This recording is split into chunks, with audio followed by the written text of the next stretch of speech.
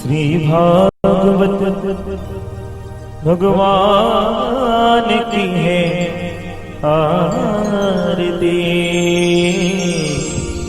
पापियों को पाप से है आरती।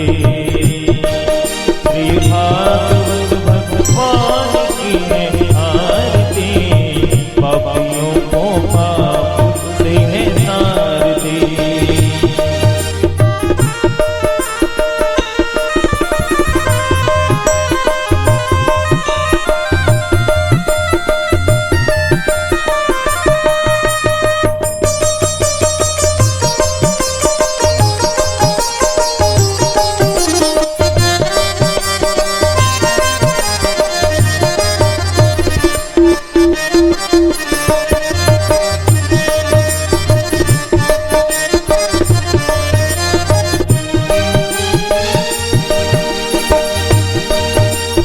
अमर ग्रंथ के मुक्ति पंथ ये पंचम वेद निराला नव ज्योति जगाने वाला। अमर ग्रंथ ये मुक्ति पंथ ये पंचम वेद निराला नव ज्योति जगाने वाला। हरि नाम यही हरि धाम यही हरि नाम यही हरि धाम यही जग के मंगल की आरती। पापियों को पाप से है आरती। श्री भागवत भगवान की है आरती। पापियों को पाप से है आरती।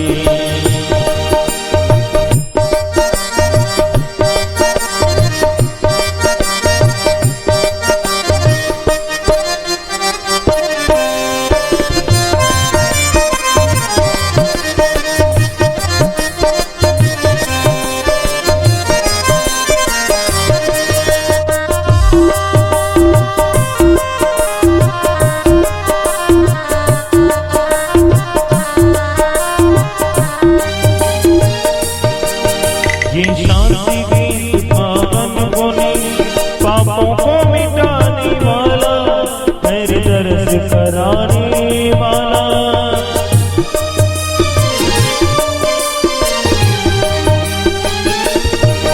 ये शांति गीत पावन गुनी पापों को मिटाने वाला मेरे दर्द कराने वाला। ये सुख करनी है दुख हरनी ये सुख करनी दुख हरनी श्रीमधुसूदन की आरती। पापियों को पाप से है आरती। श्री भागवत भगवान की है आरती। पापियों को पाप से है आरती।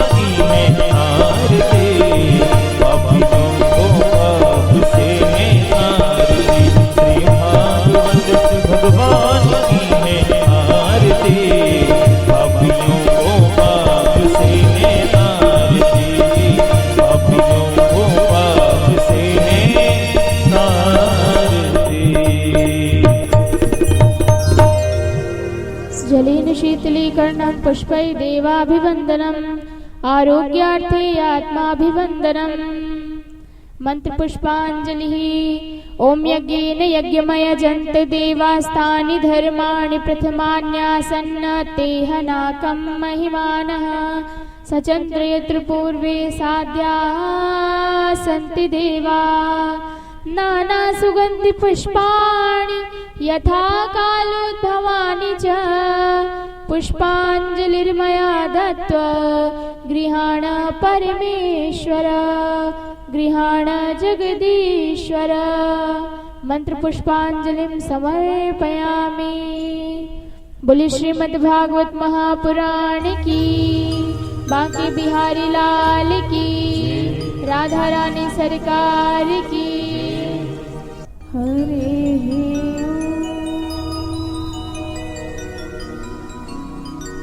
श्री गणेशाय श्री सरस्वत्यै नमः। श्री गुरु चरण कमलेभ्यो नमः।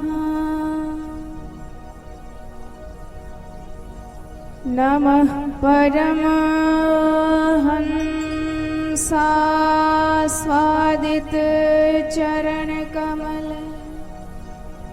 चिन्मकरान्दाय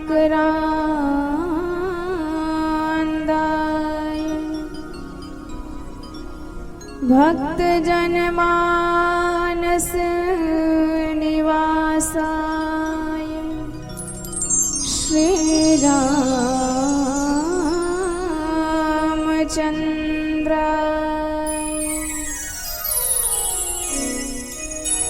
ध्येयं सदा परिभव नमभीष्टदोहम्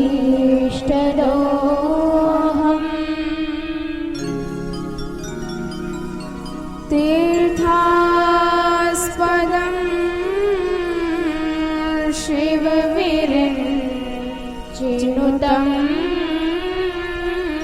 शरण्यम्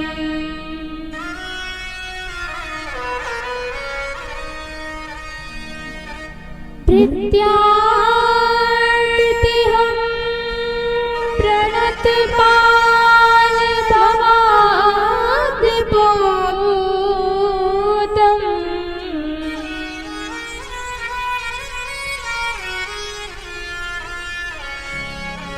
वन्दे महापुरुषते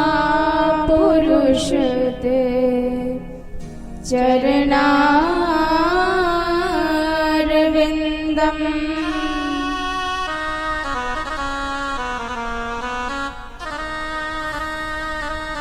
वंशे विभूषितकरान्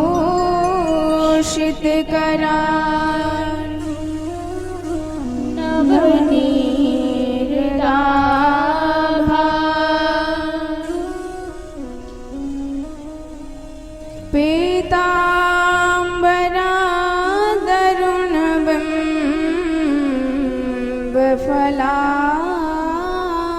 पीताम्बरादरुणबिम्बफलाधरोष्ठा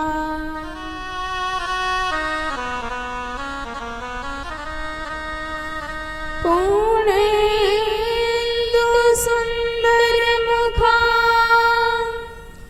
दरविन्दनेत्रा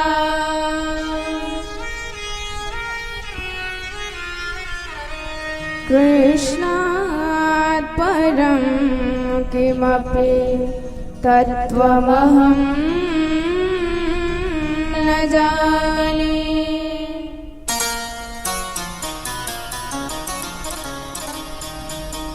नारायणं नमस्कृत्य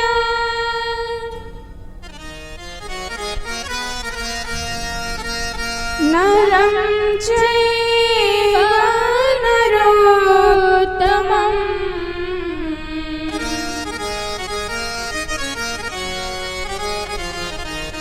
देवीं सरस्वतीं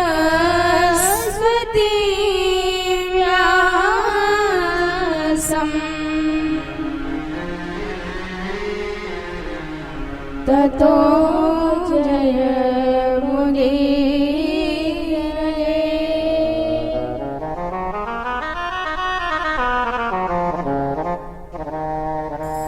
सीतानाथ समारंभा श्रीरामानन्दार्य मध्यमा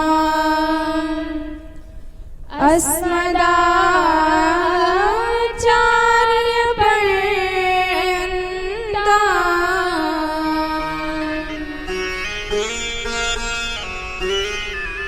वन्दे गुरु परम्परा।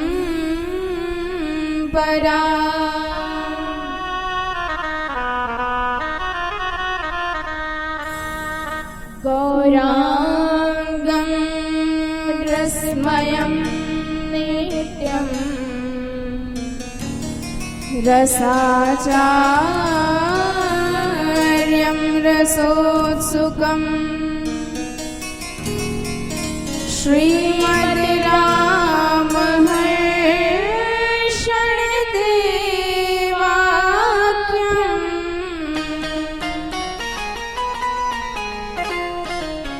सद्गुरुं प्रणमाम्यहम्।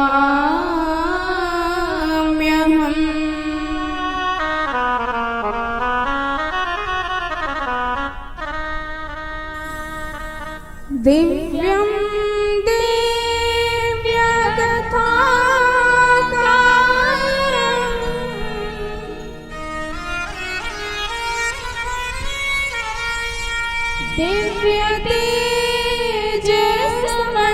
दिव्यतेजसमन्वितम्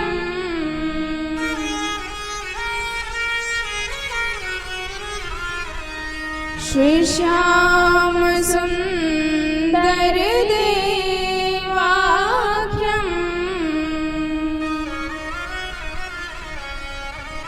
सद्गुरुं प्रणमाम्यहम्।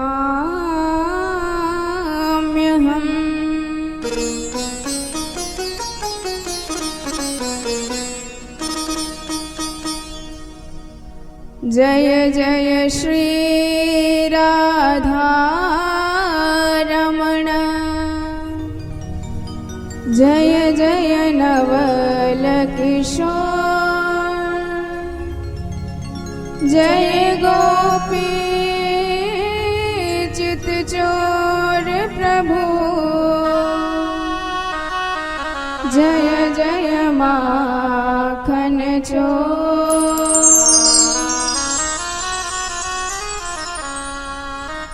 बोले वृंदावन बिहारी लाल की जय हो। श्रीमद् भागवत महापुराण की जय हो। सुखदेव भगवान की जय हो। राधा रानी सरकार की जय हो। नंद के लाला की जय हो। कल हम जिस आनंद उत्सव में अपने मन को समर्पित किए हुए थे, आइए आज भी उसी आनंद समारोह में सम्मिलित होते हुए भगवान श्री नंद के लाला बाल कृष्ण के चरणार विंदों में अपने मन के समस्त भावों को अर्पित करें। तत्पश्चात उन्हीं की कृपा से कथा में प्रवेश करेंगे। बोले नंद के लाला की जय हो। मैया यशोदा जायो लाल, मैया यशोदा जायो लाल, बधाई बाजे गोकुल में। मैया यशोदा जायो लाल, बधाई बाजे गोकुल में। मैया यशोदा जायो लाल, बधाई बाजे गोकुल में। बधाई बाजे गोकुल में, बधाई बाजे गोकुल में। हाँ, बधाई बाजे गोकुल में, बधाई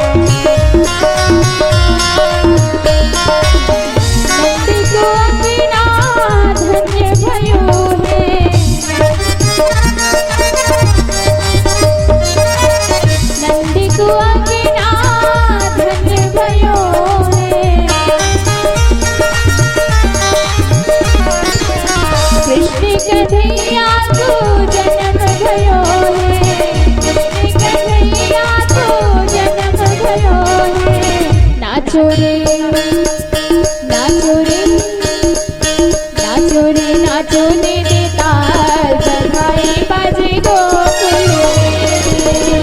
नाचो रे ताल बधाई बाजे गोकुल में। हाँ बधाई बाजे गोकुल में, बधाई बाजे गोकुल में। ओ बधाई बाजे गोकुल में,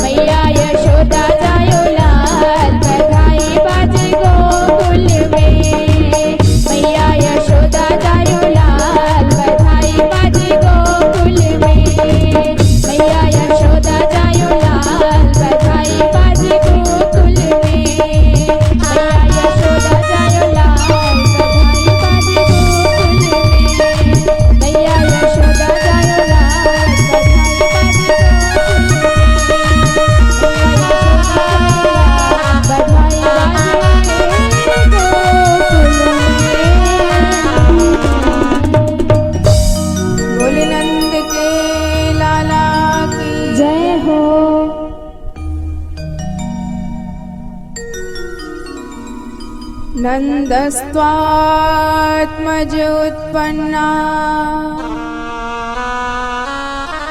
जातालादो महामना आहूय वे प्राण वेदज्ञा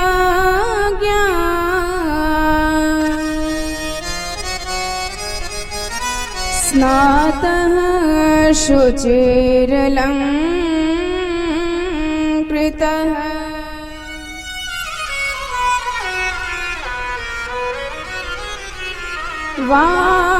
वाचयेत्वा स्वस्त्ययनम्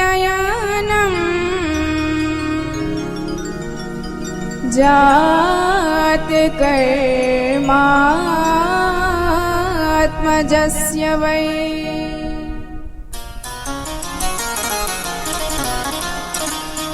तो 18 दिव्य भव्य श्लोकों में शुकदेव महाप्रभु ने भगवान के प्राकट्य उत्सव का वर्णन किया है और इतना आनंद इस उत्सव में आया मानो संपूर्ण श्रीमद् भागवत महापुराण के 18,000 श्लोकों का आनंद इसी 18 श्लोकों में प्रदान कर दिया शुकदेव भगवान ने।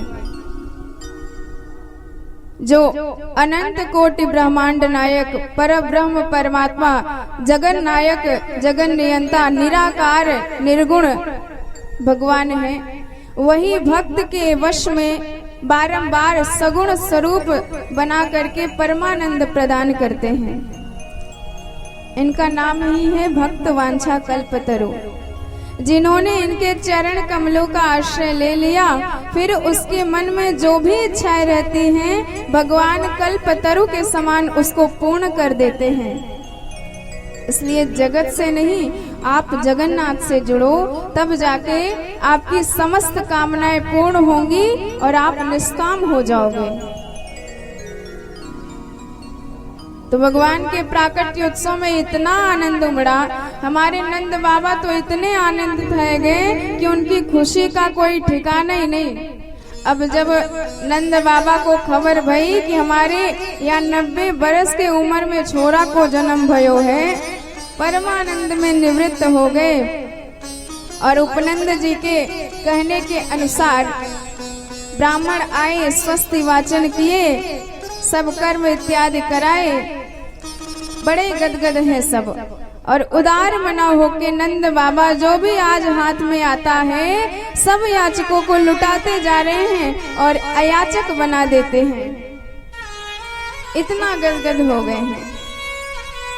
अब पंडित जी ने कहा कि महाराज नेक स्नान ध्यान करके आए जाओ, तो हम कछु जात कर्म संस्कार कराए दें, क्योंकि नालत छेदन से पूर्व कर्म हो सकते हैं, उसके उपरांत तो सूतक लग जाता है 10 दिन का। तो बाबा नहाए धोए के तो आए गए। अब छोराओं ने घेर लियो, बाबा ने एक सजनो धजनो पड़े गो। बाबा ने एक शरमाए के कही, अब अबे तक तो कबो श्रृंगार कियो ना है, या बुढ़ापे में मोए कहाँ सजाएगो। छोरा बोले दर्शने के काजे तो आज सजना ही पड़ेगो। तो बाबा ने कहा चलो सजाओ। अब एक छोरा ने खूब बढ़िया चमचमाती धोती निकाली और बाबा को पहनाए दे, चमचमाती बगलबंदी पहनाए दे, खूब बढ़िया पगड़ी माथे पर पहनाए दे और माथे पे थापक थहुआ चंदन पोत दियो और मूछन में इत्र लगाए दियो, आंखन में मोटो मोटो काजर लगाए दियो, माला वाला गले में डार दई और बढ़िया मुंह में पान दबाए दियो और दर्पण दे के बोलो बाबा आप नैक निहार लो खुद को कैसो लग रहो है। अब बाबा कहूँ माला संभाले, कबू पगड़ी संभाले और बोले बताओ छोराओ सच्ची सच्ची आज कैसो दिख रहा हूँ। छोरा बोले बाबा बिल्कुल ऐसो लग रहा है जैसे आज ही तेरो ब्याह भयो है। अब कौन कहेगो कि तू 90 साल के डोकरा है गयो। बाबा आए, अब मन तो एकदम से छोरा में चला गया है, पूजा पाठ में लग ही नहीं रहा है। पंडित जी मंत्र पढ़ रहे हैं, बाबा ठाकुर जी पे नैक शक्कर चढ़ाओ और बाबा ने लेके अक्षत चढ़ाए दे। पंडित जी नाराज हो गए, अक्षत की बात न शक्कर की कर रहे हैं। फिर मंत्र पढ़ी, बाबा ठाकुर जी पे दूध चढ़ाओ, और बाबा ने लेके यमुना जल चढ़ाई दियो। फिर नाराज है गए, बाबा तेरो ध्यान कहाँ है? पूजा पाठ की विधि के अनुसार करना चाहिए। तो बाबा ने कही कि पंडित जी क्षमा चाहता हूँ, लेकिन मेरा मन तो छोरा में चला गया है। अब जब तक वाको दर्शन नहीं कर ले तू, तब तक तो मन पूजा पाठ में बिल्कुल नहीं लगवे बारे। पंडित जी खूब हंसे।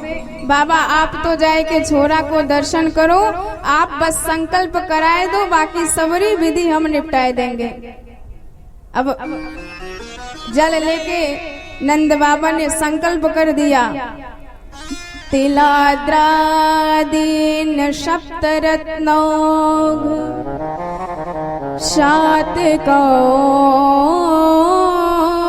शातकौंभरावृता।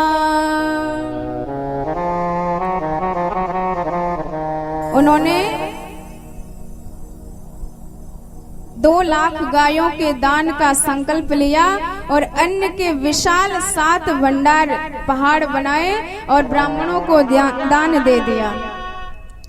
इतना लुटाते जा रहे हैं नंद बाबा, आज परम आनंद प्राप्त हुआ है। इसलिए नंदो महामनास्तेभ्यो वासो लंकार गोधनो सूत मागध बंदिव्य येन्य विद्योपजीवनः। जो भी इनके द्वार आता है खाली हाथ बिल्कुल नहीं जाता, और आनंद में इतने सब भरे हुए हैं कि किसी के पास जो आता है वह भी लुटा के दानी बन जाता है। महामना हो गए हैं आज स्वयं नंद बाबा। अब तो पूरे ब्रज प्रदेश में हल्ला मच गयो कि हमारे ब्रजनाथ के यहाँ छोरा को जन्म भयो है। अब जितने ब्रजवासी थे सब पगड़ी लगाए के और माखन के मटका ले के सब गोपियां सज धज के श्रृंगार कर करके आ रही हैं और बारंबार बाबा को बधाई दे रही हैं। बाबा तो ये पुत्र जन्म को बारंबार बधाई होए। और गोपियों ने इतना भव्य श्रृंगार किया। परीक्षित कहती हैं कि आज हमारे नाथ का अवतार हुआ है, आज नहीं सजेंगी तो कब सजेंगी? तो खूब बढ़िया सज धज के श्रृंगार करके आ रही हैं, पूरे जन्म की कसर एक ही दिन में पूरी कर लेती हैं। गोप्या सुमृष्टि मणिकुंडल निष्कंठै चित्रांबरं पतिशिखाच्युतमाल्यवर्षा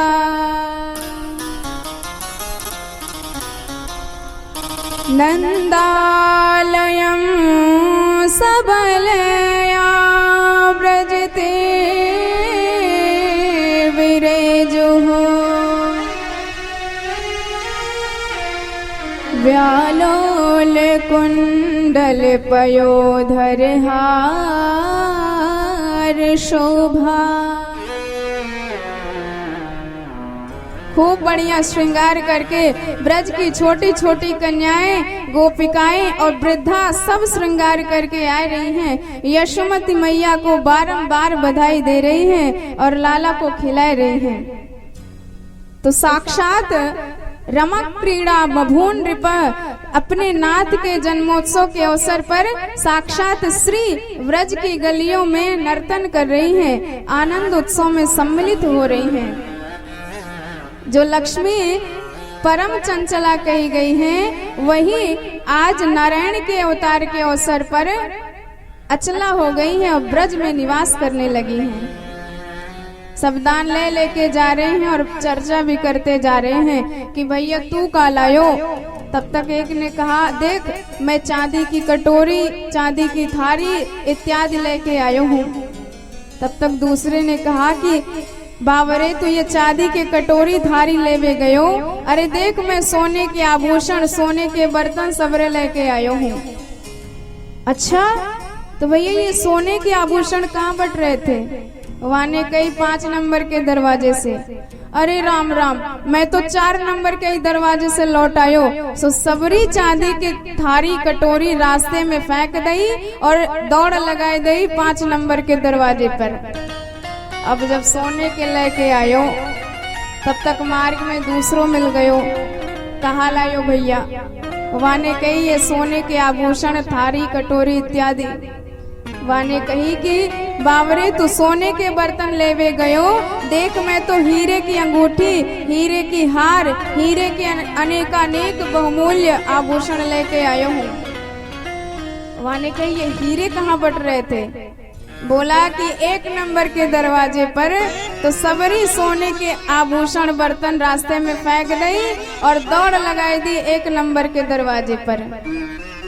कहने का तात्पर्य है कि साक्षात श्री इतना आनंदित हो गई हैं कि नंद बाबा लुटाते जा रहे हैं, भंडारे कम होने का नाम ही नहीं लेते। इधर सबने कही कि बाबा ना एक छोरा को दर्शनों कराए दो। तो बाबा ने कही 1 घंटा ते हमऊ यहाँ लाइन में लगे हैं कि छोरा को दर्शन मिले, पर भैया गोपियां भीतर घुसवे ना दे तो दर्शन कहाँ ते मिले। सखाओं ने कहा बाबा तो ना पतो, पहली बार छोरा को दर्शन कियो जाए तो खूब बढ़िया ठुमका लगाए के नाचते नाचते जायो जाए। बाबा ने कही जन्म कर्म में तो कबू ना नाचो, तो कहा आज नाचना पड़ेगो। छोरा बोले यदि दर्शन ही के काजे है तो नाचनो तो पड़ेगो। अब नंद बाबा के मन में पुत्र दर्शन की इतनी व्यथा थी कि एक हाथ अपनी कमर पे लगाई और एक हाथ सिर पे धरी, जो ठुमका लगाई। सखा तो देख के निहाल हो गए, कहीं हमको याकू हमारी ही नजर न लग जाए। तो एक सखा आया जो दही का मटका लाया था, नंद बाबा के ही ऊपर डाल दिया। अब नंद बाबा तो पूरे उसी में सराबोर हो गए और मुंह पोंछ के बोले चौरेदारी के, 1 घंटा ते कियो भयो सबरो श्रृंगार, तैने मेरे दही में सराबोर कह दियो। वाने कही महाराज आपको पतो ना है, दर्शन करवे के काजे दही में नहाए नहाए के जायो जाए।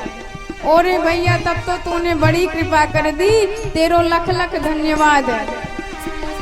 इतना आनंदित है नंद बाबा। नंद जो ग्वालन आ पकड़े, कहीं लोगन नाचन को व्यवसायो है, और गोद भरे कटफेट चले, तब नंद बाबा सबके मन भाए हैं। नाचत देख के नंद बाबा को, नाचन नाच उमंगन छायो है, काहू ने लाद अधिनंद के ऊपर, डार दियो सब लोग हंसाए हैं। इतना आनंद उमड़ रहा है ब्रज की वीथियों में। कोई अबीर से स्नान कर रहा है, कोई मक्खन से स्नान कर रहा है, कोई दुग्ध से, कोई दही से। पूरा ब्रज प्रदेश मानो क्षीर सागर जैसा प्रतीत होने लगा, क्योंकि जब क्षीर सागर में विहरण करने वाले सरकार बाल रूप में आए हैं तो उनका आसन भी पहुंच गया, उनकी लक्ष्मी जी भी पहुंच गई उनके साथ में। और इधर लाला को सारी गोपियां देख देख के निहाल हो रही हैं, खूब बढ़िया श्रृंगार कर करके पालने में झुला रही हैं। और देख देख के बड़े बड़े देवता भी मोहित हो जाते हैं कि धन्य हो सरकार, अनेकानेक हजारों जन्म तक तपस्या करने के पश्चात भी आपकी कभी चरण नख की दर्शन नहीं मिलती। यहाँ तो आप एक छोटे से बाल रूप में विराजमान होके पालने में झूल रहे हो, पालनहार पालने में झूल रहे हैं। गजब की दशा है, गजब की भक्त वत्सलता है, गजब की कृपालुता है ठाकुर जी महाराज की। कासे कहे कौन सुने, मानो को कही को सही, मानो नित्य ब्रजवाला बातन बनावती है। पालन करत जौन 14 भुवन ताही, बीच बीच पट डारी पालने झुलावती। बिंदु बिच शंभु के ध्यान में न आवे जौन, ताही ले लौरन खिलौनन खिलावती। कुंज मन रंजन में खाड़ी कर कंजन में, अलख निरंजन को अंजन लगावती।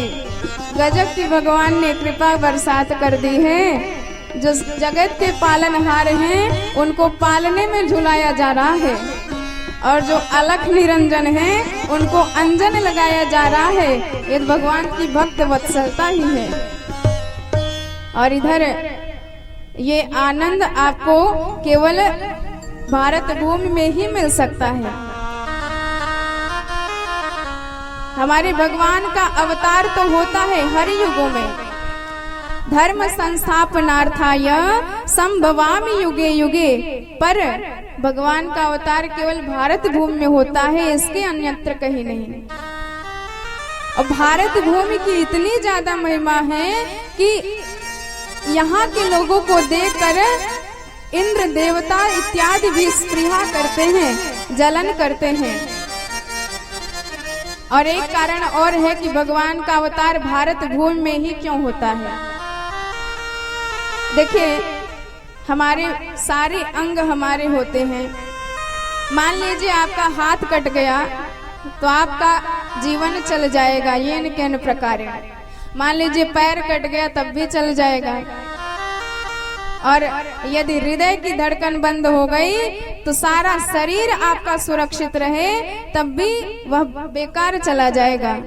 ठीक इसी प्रकार संपूर्ण विश्व भारत का सरकार का बृहत वपु है, पर भारत भगवान का हृदय भूमि है। और जब तक धर्म की धड़कन भारत में धड़कती रहे तब तक तो इस संसार की भली है, लेकिन जिस दिन धर्म की धड़कन भारत में धड़कना बंद हो जाएगी उसी दिन संपूर्ण विश्व का नाश हो जाएगा। इसलिए धर्म संस्थापनार्थाय संभवामि युगे युगे, भगवान धर्म की रक्षा करने के लिए इसी भारत भूमि में अवतार लेते हैं बारंबार। एक कारण और है, जन्म मातृ गर्भ से होता है। और ये जो भारत है इसको हम माता कहते हैं। क्या आपने कभी सुना है कि अमेरिका को माता कहा जाता है? चीन माता, नेपाल माता, ऑस्ट्रेलिया माता कहीं सुना है?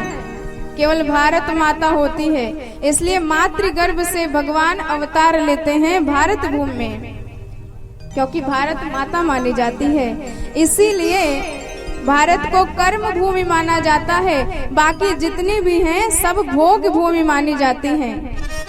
आपने जो कर्म किए हैं उनके अनुसार आपको स्वर्ग इत्यादि मिलेगा। लेकिन यदि भारत में आपने अवतार ले लिया तो आप जब तक भारत में हैं तब तक अपने कर्म के हिसाब से अपने को परम पद भी प्राप्त करा सकते हैं, भगवत प्राप्ति भी करा सकते हैं। इसीलिए भारत भूमि की वंदना बड़े बड़े देवता भी गाते हैं। गायन्ति देवाः किल गीत कानि, धन्यास्तुते भारत भूमि भागे, स्वर्गा पवर्गा स्मद मार्ग भूते भवन्ति भूयः पुरुषः सुरत्वात्। बड़े बड़े देवता भारत भूमि की महिमा गाते हैं, इनकी महिमा का कोई अंत नहीं है।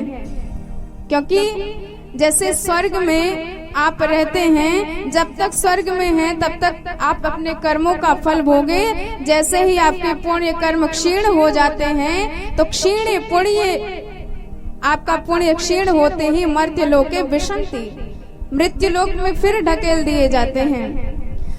पर यदि भारत भूमि में आप हैं तो आप अनेकानेक यज्ञानुष्ठान के द्वारा, भगवान नाम संकीर्तन के द्वारा अपने आप को परम तपस्वी बना करके, परम योग्य बना करके भगवत प्राप्ति कर सकते हैं, जहां से आपको कभी वापस नहीं आना पड़ेगा। तो एक उदाहरण से और समझ लीजिए कि भारत की कितनी महिमा है। जैसे एक बार एक राजा थे, उन्होंने अपने राज्य में घोषणा करवा दी कि कल हम अपना सब कुछ लुटाएंगे, इसलिए जो जो लेना चाहे सब यहाँ पहुँच जाए। और सुबह सबकी लाइन लग गई। तब तक राजा ने अपना एक लोहे का भंडार और एक चांदी का भंडार खोल दिया। अब जितने थे सबसे पहले चांदी के पास गए और जितना चांदी ले सकते थे सब लेके गए। अब बेचारे जो बचे थे उनको लोहा ही लेना पड़ा। तो चांदी वाले बड़े खुश हो रहे थे कि हमने तो इतना कीमती धन पाया है, कीमती आभूषण पाया है।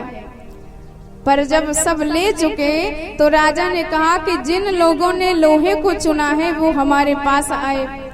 और जब लोहे वाले राजा के पास गए तो राजा ने एक मणि निकाली और सबके लोहे को स्पर्श करा दिया और जितने लोहे थे सबके सब सोने में बदल गए।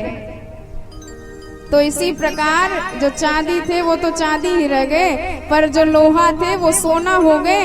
तो जो स्वर्ग में रहेंगे वो तो स्वर्ग में ही रह सकते हैं, पर जो भारत में रहेंगे वो अपने कर्म के प्रभाव से परम उच्च हो सकते हैं और स्वर्ण जैसा पद प्राप्त कर सकते हैं, उतना बड़ा गुण प्राप्त कर सकते हैं। इसलिए इसकी महिमा कभी बता ही नहीं सकती, कोई भी नहीं बता सकता। तो जब राघवेंद्र सरकार साकेत धाम जाने लगे, सारे अयोध्यावासी सरकार के साथ जाने लगे, तो हनुमान जी ने कहा कि सरकार मुझे ना कहना। तो भगवान ने पूछा क्यों? सबकी यही इच्छा रहती है कि हमको भगवान का पद मिले, भगवान के चरण कमलों में स्थान मिले, और हम तुमको खुद ले जा रहे हैं और तुम हमको मना कर रहे हो।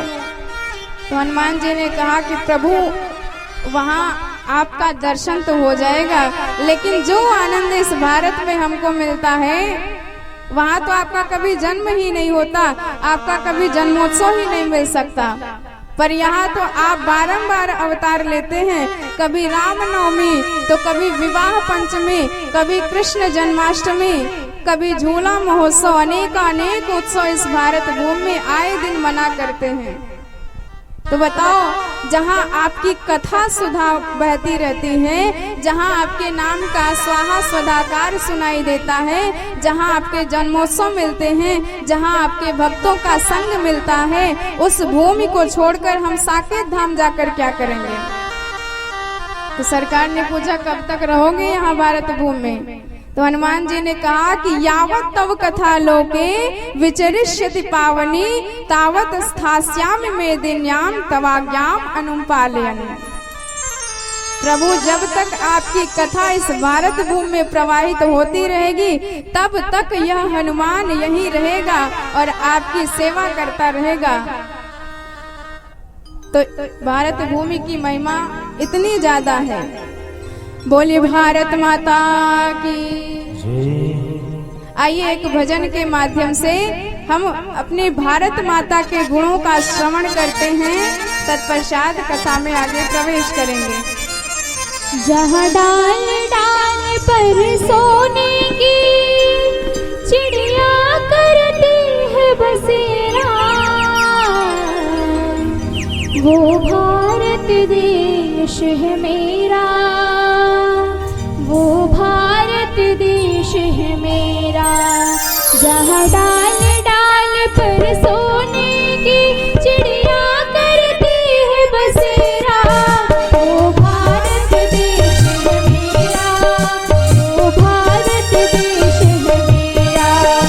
जहाँ सत्य अहिंसा और धर्म का पग पग लगता मेरा, वो भारत देश है मेरा, वो भारत देश है मेरा।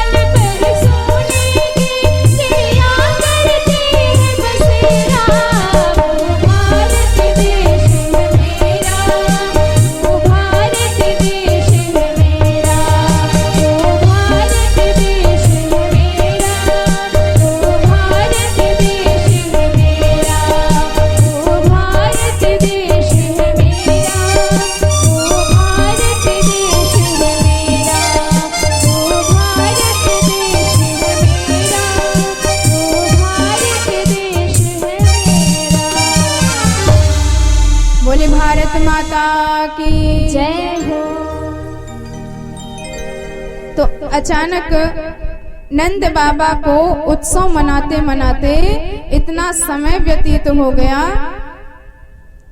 कि उनको अचानक याद आया कि भैया हम प्रतिवर्ष इस तिथि को कंस को कर दिया करते थे, पर आज वह तिथि व्यतीत हो गई और यदि तिथि बीत गई तो कंस न जाने कौन सा उपद्रव खड़ा कर देगा, इसलिए हमको उसे कर अवश्य प्रदान करना है।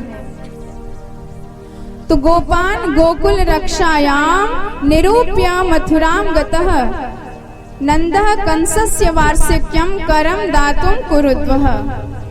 तो नंद बाबा कुछ प्रबुद्ध गोप बालिकाओं को पूरे गोकुल का भार सौंप दिए और कहा कि तुम इनकी गोकुल की रक्षा करना और ब्रजवासियों की रक्षा करना, हम कर देके कंस को बहुत शीघ्र वापस आ जाएंगे। और इधर गए, कंस को कर प्रदान किया और कर देते हुए अचानक से वसुदेव जी ने नंद बाबा को देख लिया। अब जब नंद बाबा को वसुदेव जी ने देखा तो उनको बड़ी चिंता हुई कि हमने तो अपने बच्चे को सुरक्षा की दृष्टि से गोकुल में छोड़ा है, पर ये तो यहाँ मथुरा में डोल रहे हैं, कहीं हमारे बेटे के ऊपर कोई आफत ना आ जाए, इसलिए इनको तुरंत हमको गोकुल भेजना होगा। तो वसुदेव जी नंद बाबा के पास आए, कहने लगे बाबा राम राम, और बाबा ने भी कही राम राम भैया। तो वसुदेव जी ने कहा मित्र भले तू नाय मोह को बतायो, पर मोए सब खबर है गई, तो या बुढ़ापे में छोरों को जन्म भयो, तू मेरो कैसो मित्र है, तूने एक बार मुझे खबरों तक न दई। अब इस बात पे नंद बाबा बोले बात तो आपकी सही है मित्र, लेकिन आपके यहाँ कई संतान हुई थी और वह पापी कंस ने सबको मार दियो। एक कन्या भई थी, सो भी आकाश में उड़ी चली गई। अब मेरी हिम्मत न है भाई कि तेरे इतने दुख के आगे अपने एक सुख की खबर सुनाऊं। अहो ते देव की पुत्रा कंसेन बहवो हता, एका वसिष्ठा वर्जा कन्या सापि दिवं गता। तो मेरी हिम्मत नहीं भाई कि तुम्हारे इतने दुख के आगे मैं अपना छोटा सा सुख सुनाऊं। तो देखिए मित्रों का यही परम कर्तव्य है, जेन मित्र दुख होई दुखारी, तिनहि बिलोकत पातक भारी, निज दुख गिर सम रज कर जानी, मित्रक दुख रज मेरु समानी। यही मित्रता का सबसे बढ़िया गुण है कि आपका दुख भले ही पहाड़ जैसा हो और आपके मित्र का दुख भले ही तिनके जैसा हो, पर आपका कर्तव्य है अपने मित्र के दुख को पहाड़ से भी बड़ा जानकर उसका निदान करना चाहिए। और जो ऐसा नहीं करते हैं फिर उनको तो देखने में भी पाप लगता है, उनको मित्र बनाना ही नहीं चाहिए। जो निभा नहीं सकते रिश्ते, उनको रिश्तेदारी बनाने का कोई अधिकार ही नहीं है। इस बात पर काफी चर्चा चली, पर इधर बारंबार वसुदेव जी को चिंता है कि ये यही बात में यदि व्यस्त रहेंगे तो फिर न जाने गोकुल पर कौन सी आफत आ जाएगी। तो उन्होंने कहा कि मित्र मैं ज्योतिष को पक्को पंडित हूँ और मेरी ज्योतिष विद्या बता रही है कि शीघ्र ही शीघ्र तुम्हारे ब्रज प्रदेश पे कोई न कोई आफत अवश्य आने वाली है, इसलिए नेहम स्तेहम बहुतिथम संत्युत्पाताश्च गोकुले। मित्र तू इधर उधर की बातें छोड़, तू तो अपने गोकुल को प्रस्थान कर। अब जब वसुदेव जी ने चिंता व्यक्त करी तो नंद बाबा की धड़कन तेज भई। उन्होंने कहा कि यदि वसुदेव जी ने शंका व्यक्त करी है तो अवश्य ही कुछ न कुछ आफत आने वाली है, क्योंकि इनकी बात कभी झूठी नहीं होती। ये आज तक अपनी जिंदगी में कभी झूठ बोले ही नहीं है। नंदः पथि वचम सौरे न मृषेति विचारयन्, विचिन्तयम् हरिं जगाम शरणम् उत्पातागम शंकितः। तो नंद बाबा ने तुरंत माला सटकाई और कहने लगे कि हे नारायण मेरे छोरा की रक्षा करियो। और माला सटकाते सटकाते चल दिए और इधर बाबा पहुंचो न पाए कि कंस की भेजी भई एक राक्षसी पहुंच गई। कंसेन प्रहिता घोरा पूतना बाल घातिने शिशुंशार निघ्नन्ते पुरग्राम व्रजादिषु। तो जब कंस ने आदेश दिया अपने सैनिकों को कि 1 महीने के भीतर जितने बच्चे पैदा हुए हैं तुम उन सब का वध कर डालो। और इधर पूतना ने कहा कि यदि मुझे भी आज्ञा मिल जाती तो मैं भी अपनी सारी शक्ति सारी सामर्थ्य दिखा देती। तो कंस ने कहा तू इतनी बड़ी राक्षसनी, इतनी लंबी चौड़ी, इतना काला तेरा स्वरूप, इतना भयंकर तेरा आकार, तुझको अपने घर में घुसने कौन देगा। तो पूतना बोली महाराज आप चिंता ना करो, रही बात भयंकर शक्ल की सो थोड़ा सा घूंघट लगा लूंगी, दांत काट के छोटे कर लूंगी, खूब बढ़िया श्रृंगार धृंगार कर लूंगी, तो फिर कोई हमको पकड़ ही नहीं पाएगा, पहचान ही नहीं पाएगा। तो देखिए ये माताओं का सबसे बड़ा गुण होता है। अब माताएं कथा में बैठती हैं तो जरा सी स्थिति गड़बड़ भाई सो तुरंत घूंघट डाल लेती हैं। वैसे ये घूंघट प्रचलन हमारे भारतीय सभ्यता का नहीं है, ये तो पाश्चात्य सभ्यता का है। तो हमारे सिर पर पल्लू रहे और सम्मान आंखों में बना रहे, यही सबसे बड़ा गुण होना चाहिए। और पता चला 1.5 हाथ का घूंघट लगाए हैं और घूंघट लगा के भीतर ही भीतर ससुर जी को गाली दे रहे हैं, आजा बज मारे तेरे मुंड पे हंडिया फोड़ूंगी। तो ऐसा घूंघट किस काम का। भगवान को भी यह घूंघट कपट पसंद नहीं आता। वो कहते हैं कि आप जैसे हैं वैसे मेरे सम्मुख आए, मैं आपको सहर्ष स्वीकार कर लूंगा। पर यदि आप मन से तो कुछ और हैं और बाहर से कुछ और बन के आए हैं तो ऐसा व्यक्ति मुझे कभी भी अच्छा नहीं लगता, कभी भी नहीं सुहाता। भगवान को तो निर्मल जिसका मन हो गया है, जो जैसा भीतर हो जैसा बाहर हो, यदि वैसा चला जाता है तो भगवान को बड़ा अच्छा लगता है, बड़ा भाता है। निर्मल मन जन सो मोहि पावा,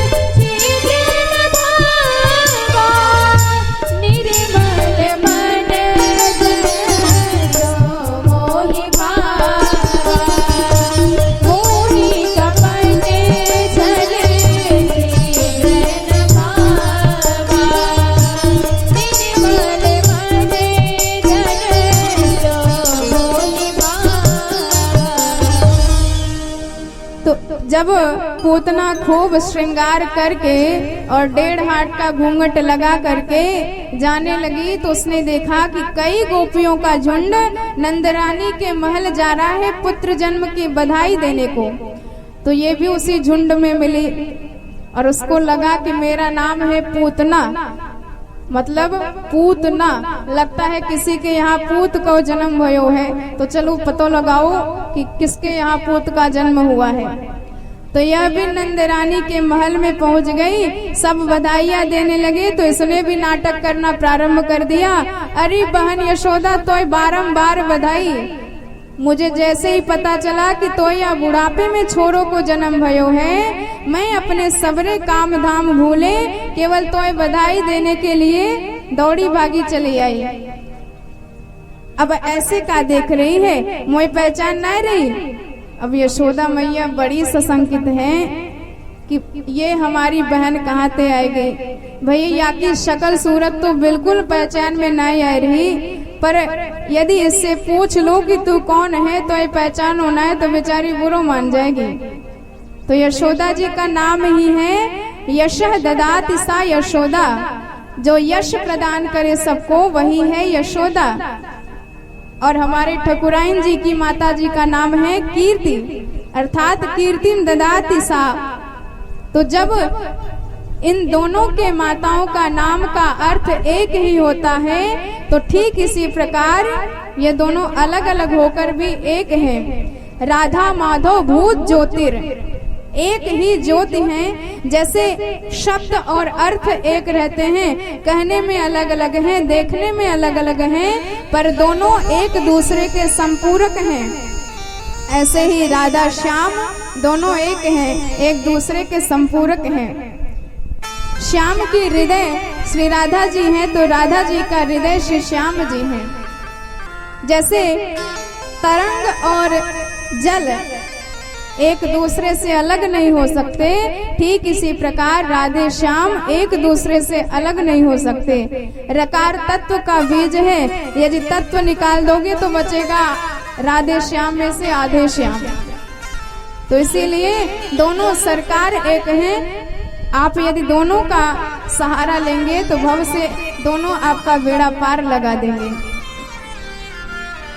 इधर यशोदा जी ने कहा कि बहन तोय भी बार बार बधाई, तू पहले जाए के पुत्र को दर्शन कर ले, अभी हाले में पालनों में सुवायो है, जगइयो मत, बाद में तो से खूब बढ़िया बातें करेंगे। अब पूतना तो गई, और इधर हमारे ठाकुर जी जो बड़ी तेजी से देख रहे हैं कि कोई आ रहा है, और जैसे ही देखा ओहो हमारी मौसी जी आई गई, तो सरकार ने तुरंत आंखें अपनी दोनों की दोनों बंद कर ली। विबुध्यताम बालक मारिकाग्रहम चराचरात्मा सन्मीलिते क्षणम। तो भैया भगवान तो चराचर की आत्मा है, ये अखिल अंतर्यामी हैं, ये जानते हैं कि कौन किस भाव से आया है। तो इन्होंने आंखें क्यों बंद करी? संत तो इसका बड़ा बड़ा अर्थ निकालते हैं, जितने संत उतने अर्थ लगते हैं इसके। मानो भगवान ने आंखें इसलिए बंद करी, भगवान कहते हैं कि हमारा दो ही अवतार परम श्रेष्ठ है और परम पूर्ण है, एक रामावतार और एक कृष्णावतार। तो भैया लगता है दोनों ही श्रेष्ठ अवतारों में श्री गणेश स्त्री वध से ही करना पड़ेगा। राम जी बन के आए तो हमको ताड़का जी का वध करना पड़ा, लगता है कृष्ण बन के आए हैं तो मौसी जी का उद्धार करना पड़ेगा। तो जरा आंख बंद करके श्री गणेश कर रहे हैं, मंगलाचरण कर रहे हैं, या फिर भगवान ने इसलिए आंखें बंद करी कि हम हैं मायापति और ये है मायावती। कहीं हमको देखते ही मायावती की सारी माया नष्ट ना हो जाए, और यदि इसकी माया नष्ट हो गई तो इसका भयंकर सा स्वरूप देखकर मेरे कोमल हृदय वाले ब्रजवासी घबरा जाएंगे। तो सरकार ने अपनी आंखें ही बंद कर ली। जब दृष्टिपात ही नहीं होगा तो प्रभाव कहाँ से पड़ेगा? या फिर इसलिए भगवान ने आंखें बंद करी, मानो भगवान सोच रहे हैं हम तो आए थे ब्रज प्रदेश में माखन मिश्री को स्वाद लेवे के ताई, पर भैया अबे तो हम 6 दिन के भी नाए भये और मौसी जी आई गई विष पिवाए भे। तो आंख बंद करके जरा भोलेनाथ का ध्यान कर रहे हैं कि भोलेनाथ मेरो तो अभ्यास नाए, पर आप तो विष पान कर गए हजारों टन और आपको बुखार भी नहीं आया। ततः करतली कृत्या प्यात्वा विष हालाहलम अभक्षयन महादेव कृपया भूत भावनः। तो भोलेनाथ इस बार भी जरा विष आप पी लो, बाकी जो दूध बचेगा सो हम पी लेंगे। इसलिए उनकी याद कर रहे हैं। और इधर मानो भगवान ने इसलिए आंखें बंद कर ली कि भगवान कहते हैं कि शास्त्र कहते हैं जो दृष्टि का पात्र हो उसी पर आप दृष्टिपात करो, कुपात्र पर कभी दृष्टिपात ना करो, भले ही आंख बंद कर लो। भद्रम कर्णेभिः शृणुयाम देवा भद्रम पश्येमाक्षभिर्य जत्राः। और हमको शास्त्र मानी बात पर ही चलना चाहिए। तो मानो रामावतार में भी एक देवी जी आई थी और वह भी खूब बढ़िया सज धज के श्रृंगार करके आई थी, पर राम जी का तो धर्म है रामचंद्र परान दारान चक्षुषा नापि दृश्यते। भगवान ने तो कभी पराई स्त्रियों को आंख उठा के देखा भी नहीं है। और जब ये अपनी सुंदरता का वर्णन करने लगी कि मैं विश्व सुंदरी आई हूँ, तो भगवान को चाहिए कि इसको जरा आंख उठा के देख ले कि ये कौन सी सुंदरी विश्व की आई है कि जो हमको भी फेल कर दे रही है। सारी दुनिया हमको सबसे सुंदर मानती है और ये हमको भी फेल कर रही है कि आप भी तो काले राम हो लेकिन फिर भी चल जाओगे। तो देखना चाहिए था। पर सीतई चितई कही प्रभु बाता अहै कुमार मोर लघु ब्राता। भगवान ने तो सीता जी की ओर देखकर कहा कि मेरे छोटे भाई के पास आप जाओ, वह अभी कुंवारे हैं। पर देखा बिल्कुल नहीं। तो क्या राम जी ने किसी को देखा नहीं? देखा था। कौशल्या जी को देखा था, शबरी माता को देखा था, पर जो भगवान के प्रति अनन्य भाव से गई, निष्कपट भाव से गई, उसी की तरफ देखा था। और जो कपट करके गई उसको भगवान देखते भी नहीं है। और इधर भगवान सोच रहे हैं अभी तो हम नन्हे से हैं, हमारी किशोरी जी तो हमारे दाएं बाएं कहीं भी नहीं दिखाई दे रही हैं। तो भैया जब कोई पात्र ना मिले तो आंख बंद करो लेकिन दृष्टिपात ना करो। तो इसीलिए भगवान ने मानो आंखें बंद कर ली, या फिर इसलिए भगवान ने आंखें बंद कर ली मानो भगवान कहते हैं कि यदि नयन से नयन मिल जाते हैं तो प्रीति नयन योगतः प्रेम बढ़ने लगता है। इसलिए इस कुपात्र पर हम दृष्टिपात ही नहीं करेंगे, क्योंकि जब इसके नेत्रों से हमारे नेत्र मिल जाएंगे तो ये हमारी प्रेमी बन जाएगी और प्रेमी का वध करना उचित नहीं। तो मानो सरकार ने आंखें ही बंद कर ली। और इधर जब पूतना ने देखा कि बच्चा सो रहा है, मौका बढ़िया है, तो तुरंत सोते हुए ठाकुर जी को उठा लिया अपने गोद में। तो परीक्षित जैसे कोई विषधर सर्प को रस्सी समझ करके भूल से उठा लेता है, ऐसे ही इसने भगवान को साधारण शिशु समझकर उठा लिया। अनंत मारो पयदंक मंतकम यथोरगः सुप्त बुद्धि रज्जुदिहि तस्मिन् स्तनम दुर्जर्य वीर्य मूलबड़म। भगवान के मुख में अपना विष युक्त स्तन दे दिया और इधर ठाकुर जी ने भी पीना चालू कर दिया। गाढ़ाम कराभ्याम भगवान प्रपेड्य निष्पीड्यमाना खिल जीव मर्मणि। भगवान ने पहले उसका विष पिया, तत्पश्चात दूध पिया और उसके बाद उसके प्राणों का ही आकर्षण करना प्रारंभ किए। और जब प्राण खींचने लगे तो उसके मर्म स्थलों में बड़ी वेदना हुई, चिल्लाने लगे सा मुंच मुंचा लमिति सभासिणी निष्पीड्यमाना खिल जीव मर्मणि। बेटा छोड़ दे छोड़ दे। पर ठाकुर जी 6 दिन की अवस्था में बोल पड़े, मौसी जी हमको तो पकड़वे ही आयो, आज तक कबो छोड़वो ना सीखो। जाको एक बार पकड़ लियो सो वो मेरा ही हो गया। तो भगवान जब उसके समस्त प्राणों का आकर्षण करने लगे तो इतनी ज्यादा व्यथित हो गई, भयंकर अपना शरीर प्रकट कर दिया और वैसे ही कन्हैया जी को लेके भाग पड़ी। और जैसे ही महल से बाहर निकली, प्राण खिंचे, तुरंत वहीं अपना पूरा भयंकर शरीर राक्षसी बना के धड़ाम से गिर गई और भगवान ने उसका भी उद्धार कर दिया। बोल पूतना मर्दन भगवान की जय हो। पद्मानोऽपि तद्देह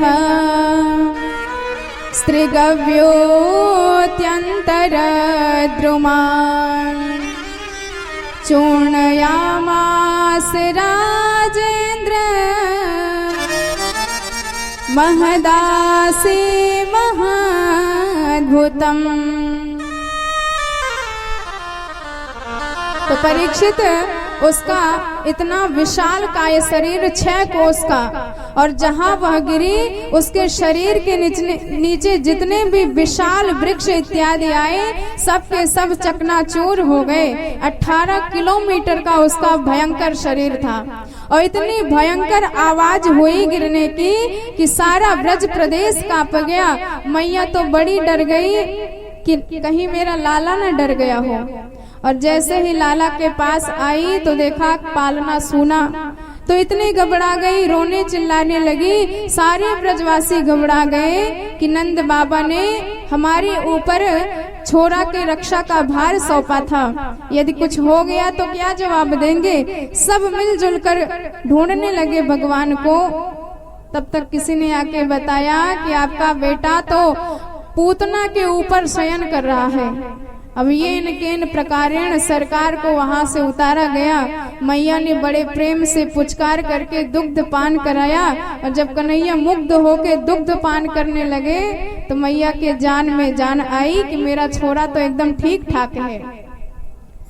पर भैया छोरा तो ठीक है, पर ये पूतना तक कैसे पहुंच गयो, और ये पूतना कैसे मर गई। एक ने कहा मैया मोए लगता है तेरे छोरा को चुराए के भाग रही होगी, सो लगी ठोकर और धम्म से गिर पड़ी।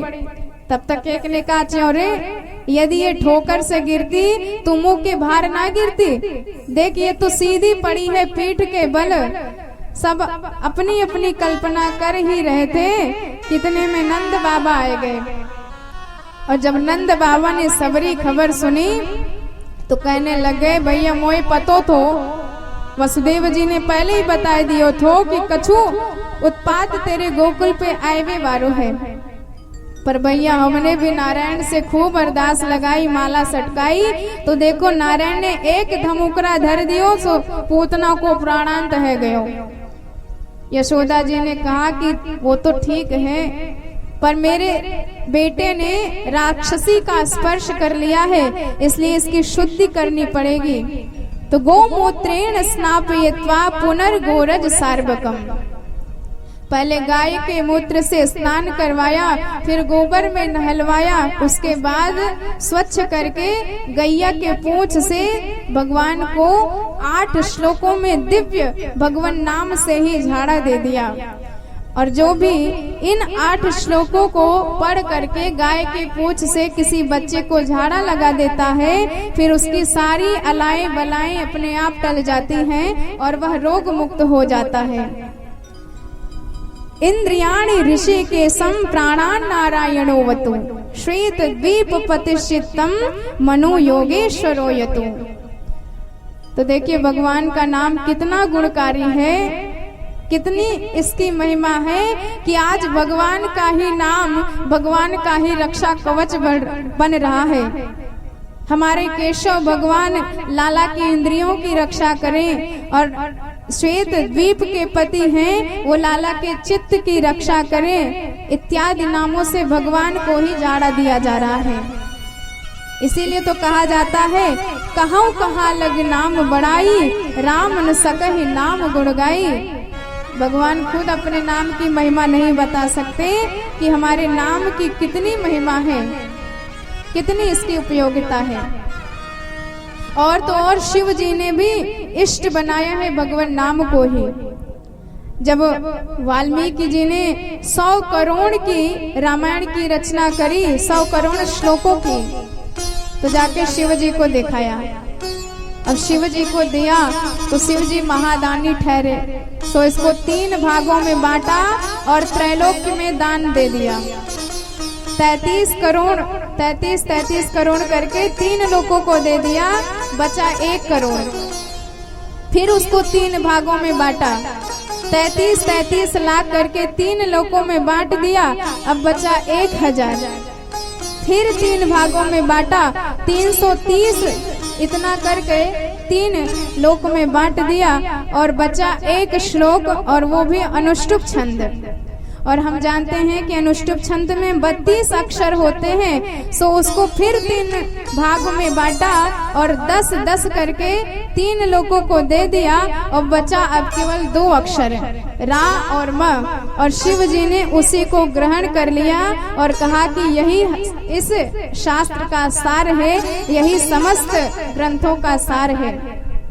और जब भी भगवान के पास कोई जाता है तो शिव जी इसी राम नाम की दीक्षा प्रदान कर देते हैं और उसका भी परम उद्धार हो जाता है।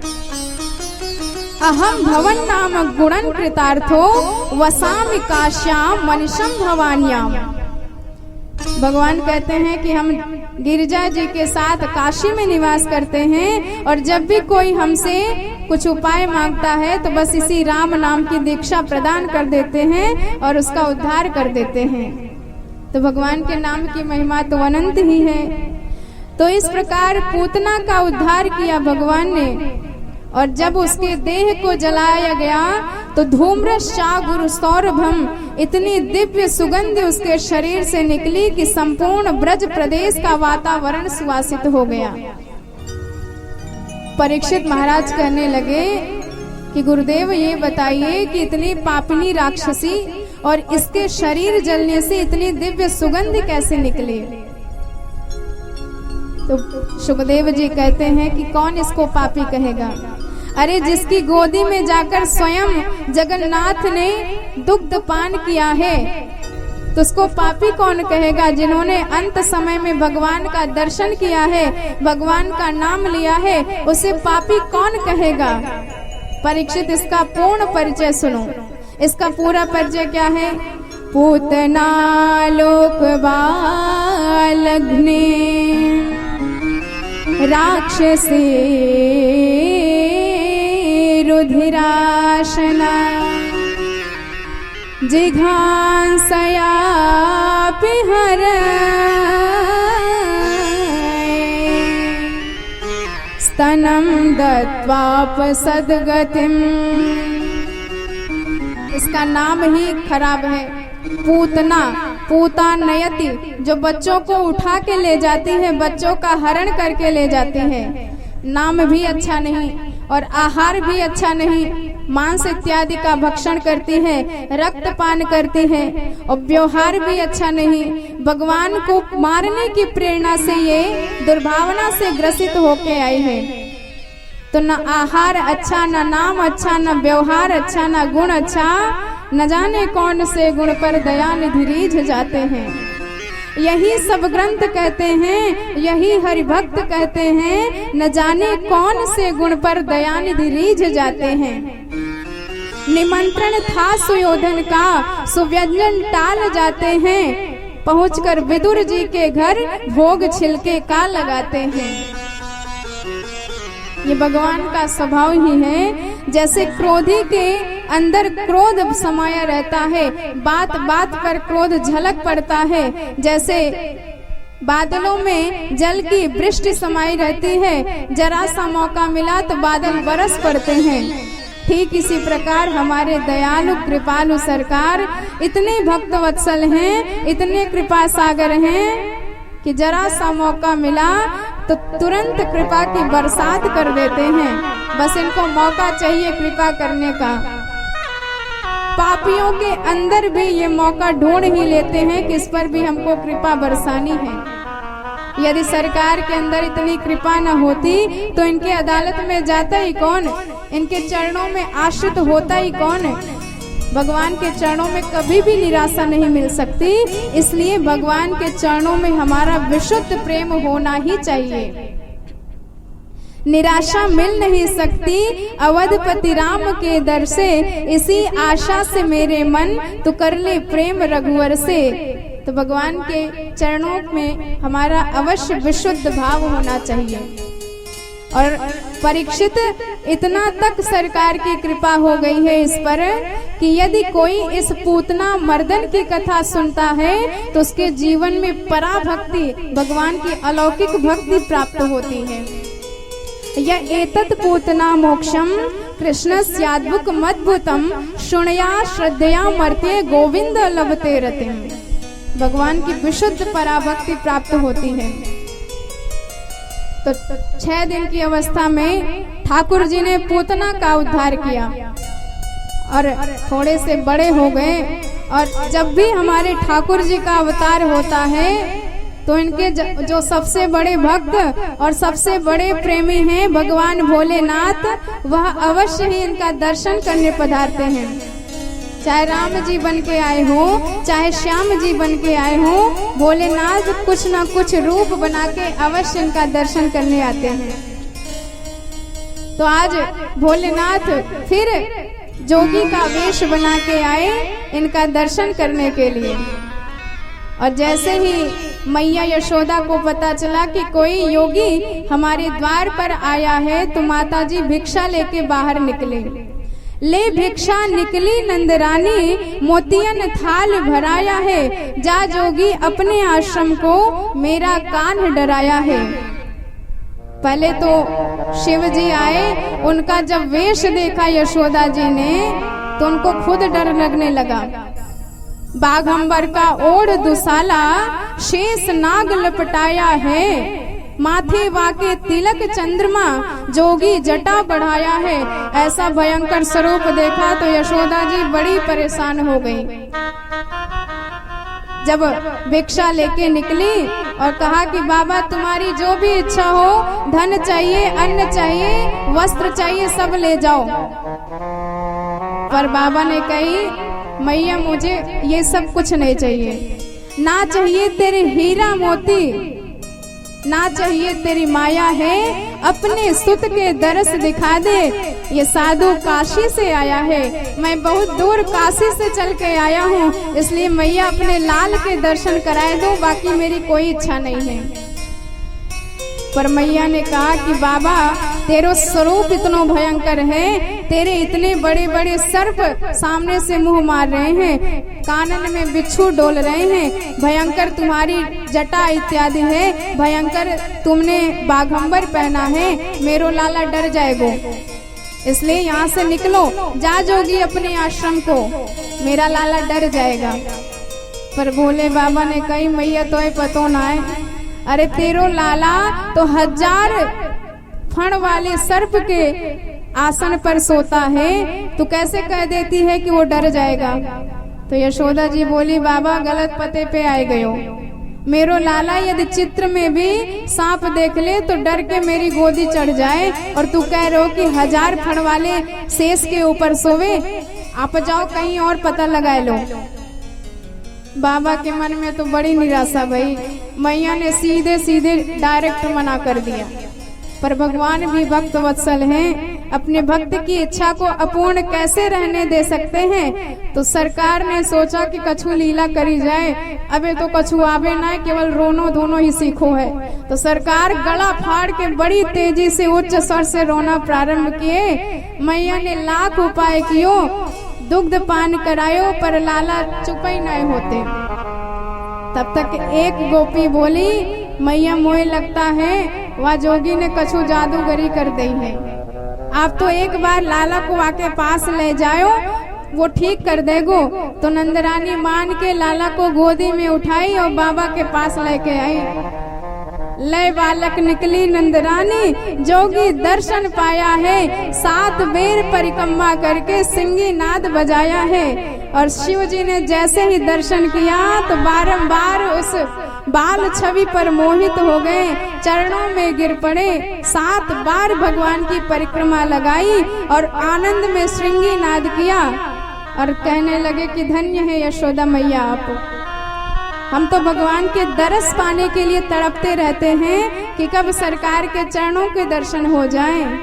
पर धन्य है आपका सौभाग्य, त्रैलोक्य में आपके सौभाग्य की तुलना करने वाला कोई नहीं है।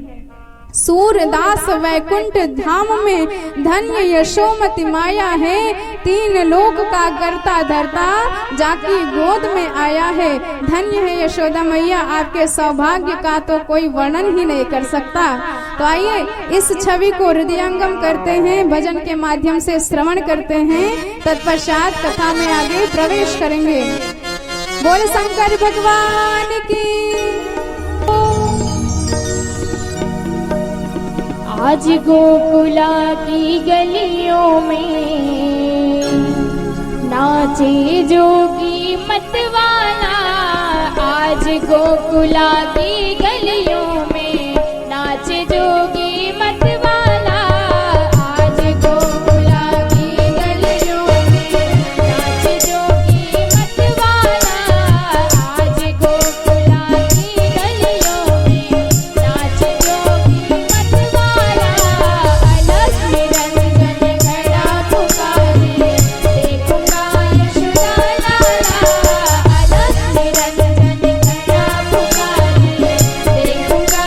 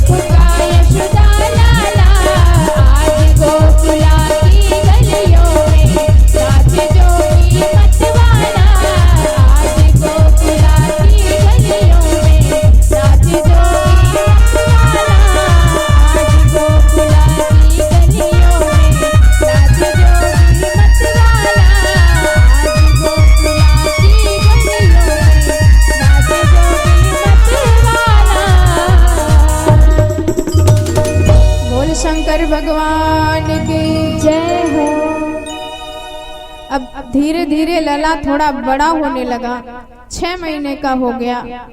तो एक दिन यशोदा मैया ने खूब भव्य श्रृंगार करके लाला को पालने में सुआया और लाला ने अचानक अपने आप ही करवट बदल ली। तो यशोदा मैया खूब खुशी से उछल पड़ी कि आज मेरो लाला इतनो बड़ो है गयो, यानी आप ही करवट बदल ली।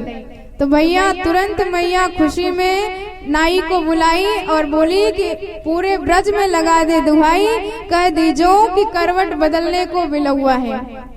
अब सब गोपियां सज धज के आई, मैया तोए लाला को करवट बदलवे की बार बार बधाई। मैया बोली बहन तोए बधाई, लेकिन ज्यादा तेज मत बोलो, लाला अभी हाले में सोवो है, जग जाएगा। गोपियां बोली मैया जब हम आई हैं, तूने बुलाया है तो नाचेंगी गाएंगी तो शोर तो मचेगो, अब तोए लाला ही सुहानो तो बुलाए काय को। तो मैया कही चिंता मत करो।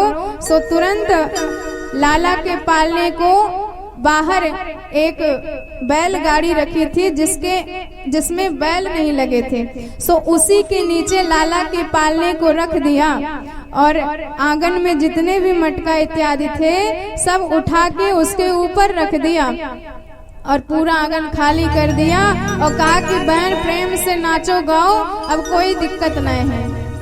और इधर सब ठुमुक ठुमुक के नाचवे गायवे लग गई और लाला की अचानक से नींद खुली।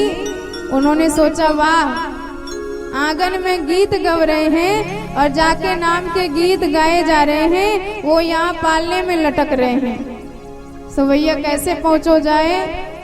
तो लाला ने कही अब रोना ही हमारा सबसे बड़ा गुण है, तो चलो रोना चालू करते हैं। लाला ने रोना प्रारंभ किया, पर नैवा श्रृणोद्वा रुदितम सुतस्य सा रुदन स्तनार्थी चरणाबुदक्षिपत। जब किसी ने ध्यान नहीं दिया तो उस पर सकटासुर नाम का दैत्य आके बैठा था। सो भगवान ने इतनी जोर की लात चलाई कि पूरी गाड़ी आकाश में उड़ाई दी और जब आकाश में उड़ के आए कि नीचे धम्म से गिरी तो सबरे मटका टूट गए और गाड़ी चकनाचूर हो गई। और इधर जब आवाज भई, मैया दौड़ के आई तो देखे कि टूटी गाड़ी और फूटे मटका। तो बड़ी परेशान भई, लाला तो मेरो ठीक ठाक है, पर भैया ये अपने आप ही गाड़ी कैसे टूट गई और ये धरो धरो मटका कैसे फूट गयो। बैल सांड कोई निकरो नाए, आधी तूफान आयो नाए। तब तक एक छोरा बोला कि मैया बड़ी देर से तेरे लाला रो रहे थे। सो हम यही बगल में खेल रहे थे, हमने सोचा कि लाला को मैया के पास दे आए, पर मैया आते इससे पहले ही लाला ने ऐसी लात चलाई कि सबरी गाड़ी आकाश में उड़ाई दी। और मैया डांट के बोली दारी के लाला को पैदा होवे की देर नहीं भई, और यानी लात चलाई और गाड़ियां उड़ाई दी। कहीं भांग पी के तो ना निकले सुबह सुबह। सबने डांट के भगा दिया, पर बात नहीं मानी, क्योंकि इतना वात्सल्य प्रेम है भगवान के प्रति सब ब्रजवासियों का। ऊचूरव्य व्यसित मतीन गोपान गोपिश्चदारिका रुदतानेन पादेन क्षिप्त में तन्न संशयः।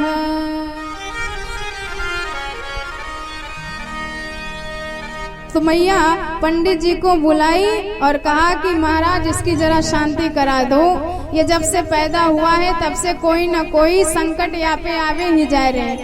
तो पंडित जी ने कहा कि मैया तू चिंता मत कर, हम ब्राह्मणों को खूब आशीर्वाद है यहाँ के शीश पर, ये तो खुद सबकी बलाई बन के आया है, इसकी कौन कुछ बिगाड़ लेगा। थोड़े से और बड़े हो गए लाला, और एक दिन मैया लाला को खूब उछाल उछाल के खिला रही थी। अब बड़ी देर से उछाल रही थी तो हाथ दुखने लग गया, तो लाला को दूध पिलाने लगी। और दूध पीते पीते सरकार ने तिरछी नजर से देखा तो पता चला कि कंस का भेजा हुआ एक नया और असुर आ रहा है, तृणावर्त। भगवान ने देखा तो हंसने लगे। मैया तो ज्यादा उछाल नहीं पाई, सो मामा जी ने उड़न खटोला भेज दियो। अब मैया हमको गोदी से उतार दे तो नए खमो जाए के पूरे ब्रज प्रदेश के दर्शनों करे आए, एकाक पूरी गली के दर्शन करे आवे, क्योंकि बाद में आगे चल के चोरी ही करनी है और पक्का चोर वही है जिसे गली गली का ज्ञान हो। पर मैया उतारती नहीं, तो भगवान ने अपने शरीर का वजन बढ़ाना प्रारंभ किया और इतना ज्यादा भार भगवान ने बढ़ा लिया अपने शरीर का कि मैया को लगा कि अभी तो मेरा लाला इतना हल्का फुल्का था, उछाल उछाल के या को खिला रही थी, पर न जाने इतना भारी कैसे हो गया। सो भगवान ने माया फैलाई, मैया को भ्रम हो गया, लगता है बड़ी देर से या को दूध पिवाए रही हूँ। सो नैक ज्यादा दूध पी लियो, सो नैक ज्यादा भारी है गयो, तो लाला को गोदी से उतार दिया। लाला ने खेल कूद के हजम कर लो, जब हल्को फुल्को है जाओगे तो तक्कू गोदी ले लूंगी। गरिमाणम से सोर बोडुम नसेहे गिरिकूटवत भूमो निधाय तम गोपी विस्मिता भार पीड़िता। बड़ी विस्मित हुई और जैसे ही वहां से बाहर गई सो तृणावर्त आया और भगवान को कंधे पे बिठाया और आकाश में उड़ा चला गया। अब भगवान ने उसके कंधे पर बैठ के पूरे ब्रज प्रदेश का दर्शन कर लिया, एक एक गली का दर्शन कर लिया। ये छिपी गली, ये प्रेम गली, ये मधुमंगल को घर, ये श्रीदामा को घर, ये ललिता को घर, ये विशाखा को घर। और जब एक एक गली निहार लई और जैसे ही वो मथुरा की तरफ बढ़ना प्रारंभ हुआ तो भगवान को लगा कि अब देर नहीं करना चाहिए। तो भगवान ने उसके गर्दन को दबाया और अपने शरीर का वजन बढ़ाया और इतने ज्यादा भारी हो गए कि उसको लगा कि हमने कहीं लाला की जंग कोई पत्थर तो नहीं उठा लिया। और भगवान को बड़ी हंसी आई, मेरे भक्त मुझ में पत्थर में भी भगवान देखते हैं और ये दुष्ट मुझ में भी पत्थर देख रहा है। वैसे तो भगवान किसी लकड़ी या किसी धातु या किसी मिट्टी के बने मूर्ति में नहीं बसते हैं, पर यदि भक्त का भाव हो जाए तो भगवान का उसमें वास हो जाता है। भावो ही विद्यते देवा तस्मत् भावम ही सर्वश्रेष्ठतम। भाव ही सर्वश्रेष्ठ है। यदि आपका भाव है तो भगवान आपके सम्मुख उपस्थित हो जाते हैं। तो भगवान ने कहा कि इसकी खोपड़ी हम अब पत्थर से ही तोड़ेंगे। सो इतनी देर तेजी से उसके गर्दन को दबाया कि आके एक पत्थर पे गिरा और वहीं चकनाचूर हो गया और तृणावर्त का भी उद्धार हो गया भगवान के द्वारा। अब जब उद्धार हुआ, आंधी तूफान खत्म हुआ तो मैया चीखती दौड़ी भागी आई, लाला को उठाई। बेचारी सोचने लगी कि न जाने सबको क्या हो गया है, अपने आप ही बिन बुलाए आते हैं और यहीं से मर के चले जाते हैं। हिंस्रा स्वपापेन विहंसितः खलः। मैया कहती हैं कि कोई किसी को मारता नहीं है, सब अपने पाप से अपने आप ही मर जाते हैं और मेरा लाला अभी पुण्यवान है इसलिए हमेशा सुरक्षित रहता है। तो मैया का भगवान के प्रति स्नेह भाव है। और धीरे धीरे कन्हैया 1 साल के हो गए और इधर वसुदेव जी को गिनते गिनते लगा कि लाला तो 1 साल को है गयो। अब पता ना है नंद बाबा ने वाको कहा नाम रखो होएगो और रखो होएगो भी कि नाय। तो अपने कुलाचार्य श्री गर्गाचार्य जी को बुलवाया और कहा कि महाराज आप मेरे द्वारा गोकुल में जाएं और नंद बाबा के छोरा का नाम रख के आए। तो गर्गाचार्य जी तो बड़े प्रसन्न होके चल दिए कि आज भगवान के दर्शन हो गए। और इधर जब गोकुल में आए तो नंद बाबा तो ब्राह्मणों के पक्के भक्त, सो चरणों में प्रणाम किया, खूब स्वागत सत्कार किया और कहा कि महाराज नैक मेरे बच्चों पर भी कृपा दृष्टि डाल दे, जो जब ते प्रकट भय हैं कछु न कछु आफत आते ही जा रहे हैं। तो गर्गाचार्य जी ने कहा कि अपने बच्चों का नाम बताओ, राशि पता चले तब तो बताए कौन सी ग्रह दशा चल रही है किसके ऊपर। अब जब ये बात कही नंद बाबा बोले कि बाबा मोए तो नाम रखवे की ध्यान ही न रही। खूब हंसे गर्गाचार्य कि वाह रे बाबा 1 साल को छोरा है गयो तेरो और वाके नाम ही कछु न है। तो नंद बाबा बोले महाराज अब भगवान की प्रेरणा से आप आए हो तो आप ही नाम धर दो। तो इस बात पर गर्गाचार्य जी ने कहा कि बात तो ठीक है, नाम तेरा रख देते तेरे बेटे का, लेकिन हम यादवों के कुलाचार्य हैं और यदि हमने तुम्हारे बच्चे का नाम रखा तो कंस को शंका हो जाएगा कि हो न हो ये वसुदेव का ही लाला है, और यदि उसे शंका भई तो फिर तुम्हारे बेटे पर आफत आ जाएगी। यादु नाम अहमाचार्य है, ख्यातस्य भुवि सर्वता सुतम मया संस्कृतम ते मन्यते देवकी सुतम। और यदि तेरे बच्चों पर आफत आई तो फिर ये अच्छी बात नहीं होगी। यदि नाम ही रखना है तो फिर ऐसा कुछ कर जिससे किसी को खबर ना पड़ने पावे। तो नंद बाबा ने कहा महाराज आप चिंता मत करो, अब किसी को भी खबर नहीं पड़ेगी, आप तो गौशाला में जाके विराजमान हो जाओ, हम अभी बच्चों को लेके आ रहे हैं। तो नंद बाबा के कहने के अनुसार गर्गाचार्य जी गौशाला में जाके विराजमान हो गए। इधर यशोदा मैया और रोहिणी मैया अपने अपने लाला को लेके आने लगी।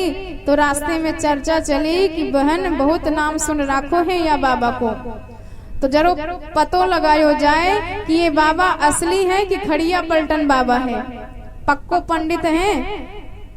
तो चलो तेरे लालाए मैं ले लूं और मेरे लालाए तू ले ले, और यदि पक्को पंडित होएगो तो बताए दोगे कि कौन को लाला कौन सो है, और यदि खड़िया पलटन बाबा निकरो तो ना बताए पाएगो। तो दोनों अदला बदली करके आई और बाबा के सम्मुख विराजमान हो गई। जैसे ही गर्गाचार्य जी ने रोहिणी मैया की गोद में साक्षात भगवान का दर्शन किया तो पहचान गए कि ये तो वही निरुपम निरुपाधिक निर्गुण निराकार जगन्नाथ हैं जो आज बाल स्वरूप में बन के गोद में आए हुए हैं। रूपम यत्तद प्राप्तं प्राहुर्व्यक्तमाद्यम्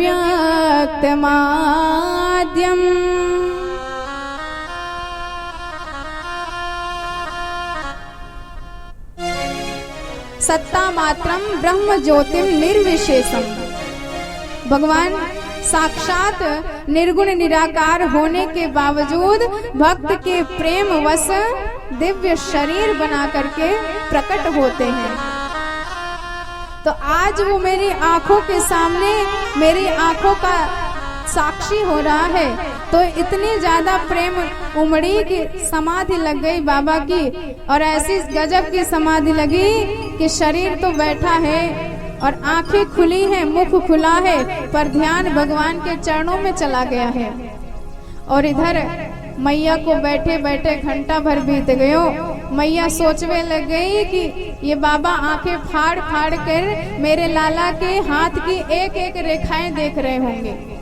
अब जब बैठे बैठे घंटा भर बीत गयो तो मैया को लगा कि न जाने बाबा कौन सी रेखा पकड़ रहे हैं, ये तो कछु बोले चाले न सन के न मटके न हिले न डूले। अरे बाबा कछु मुँहते भी बोल दो, पर बाबा हुए तो बाबा बोले, उनकी तो अखंड समाधि लगी है।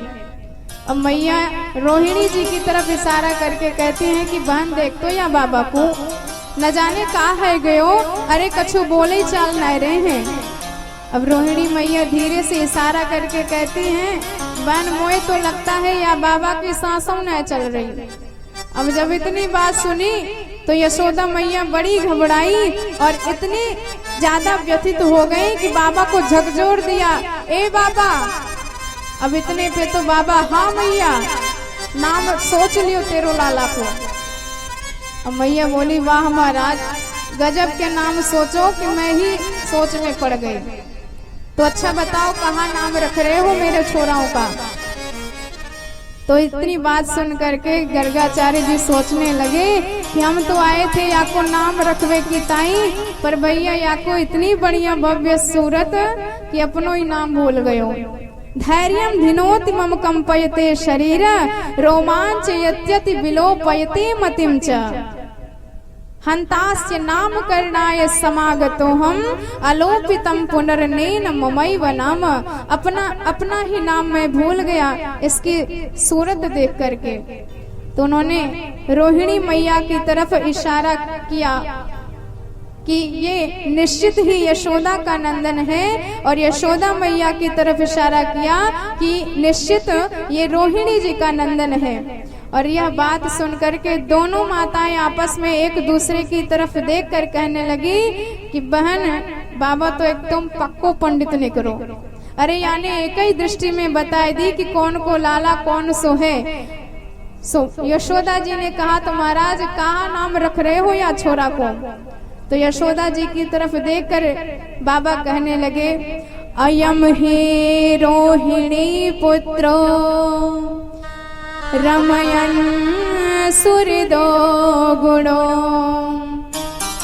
आख्यास्यते रामेति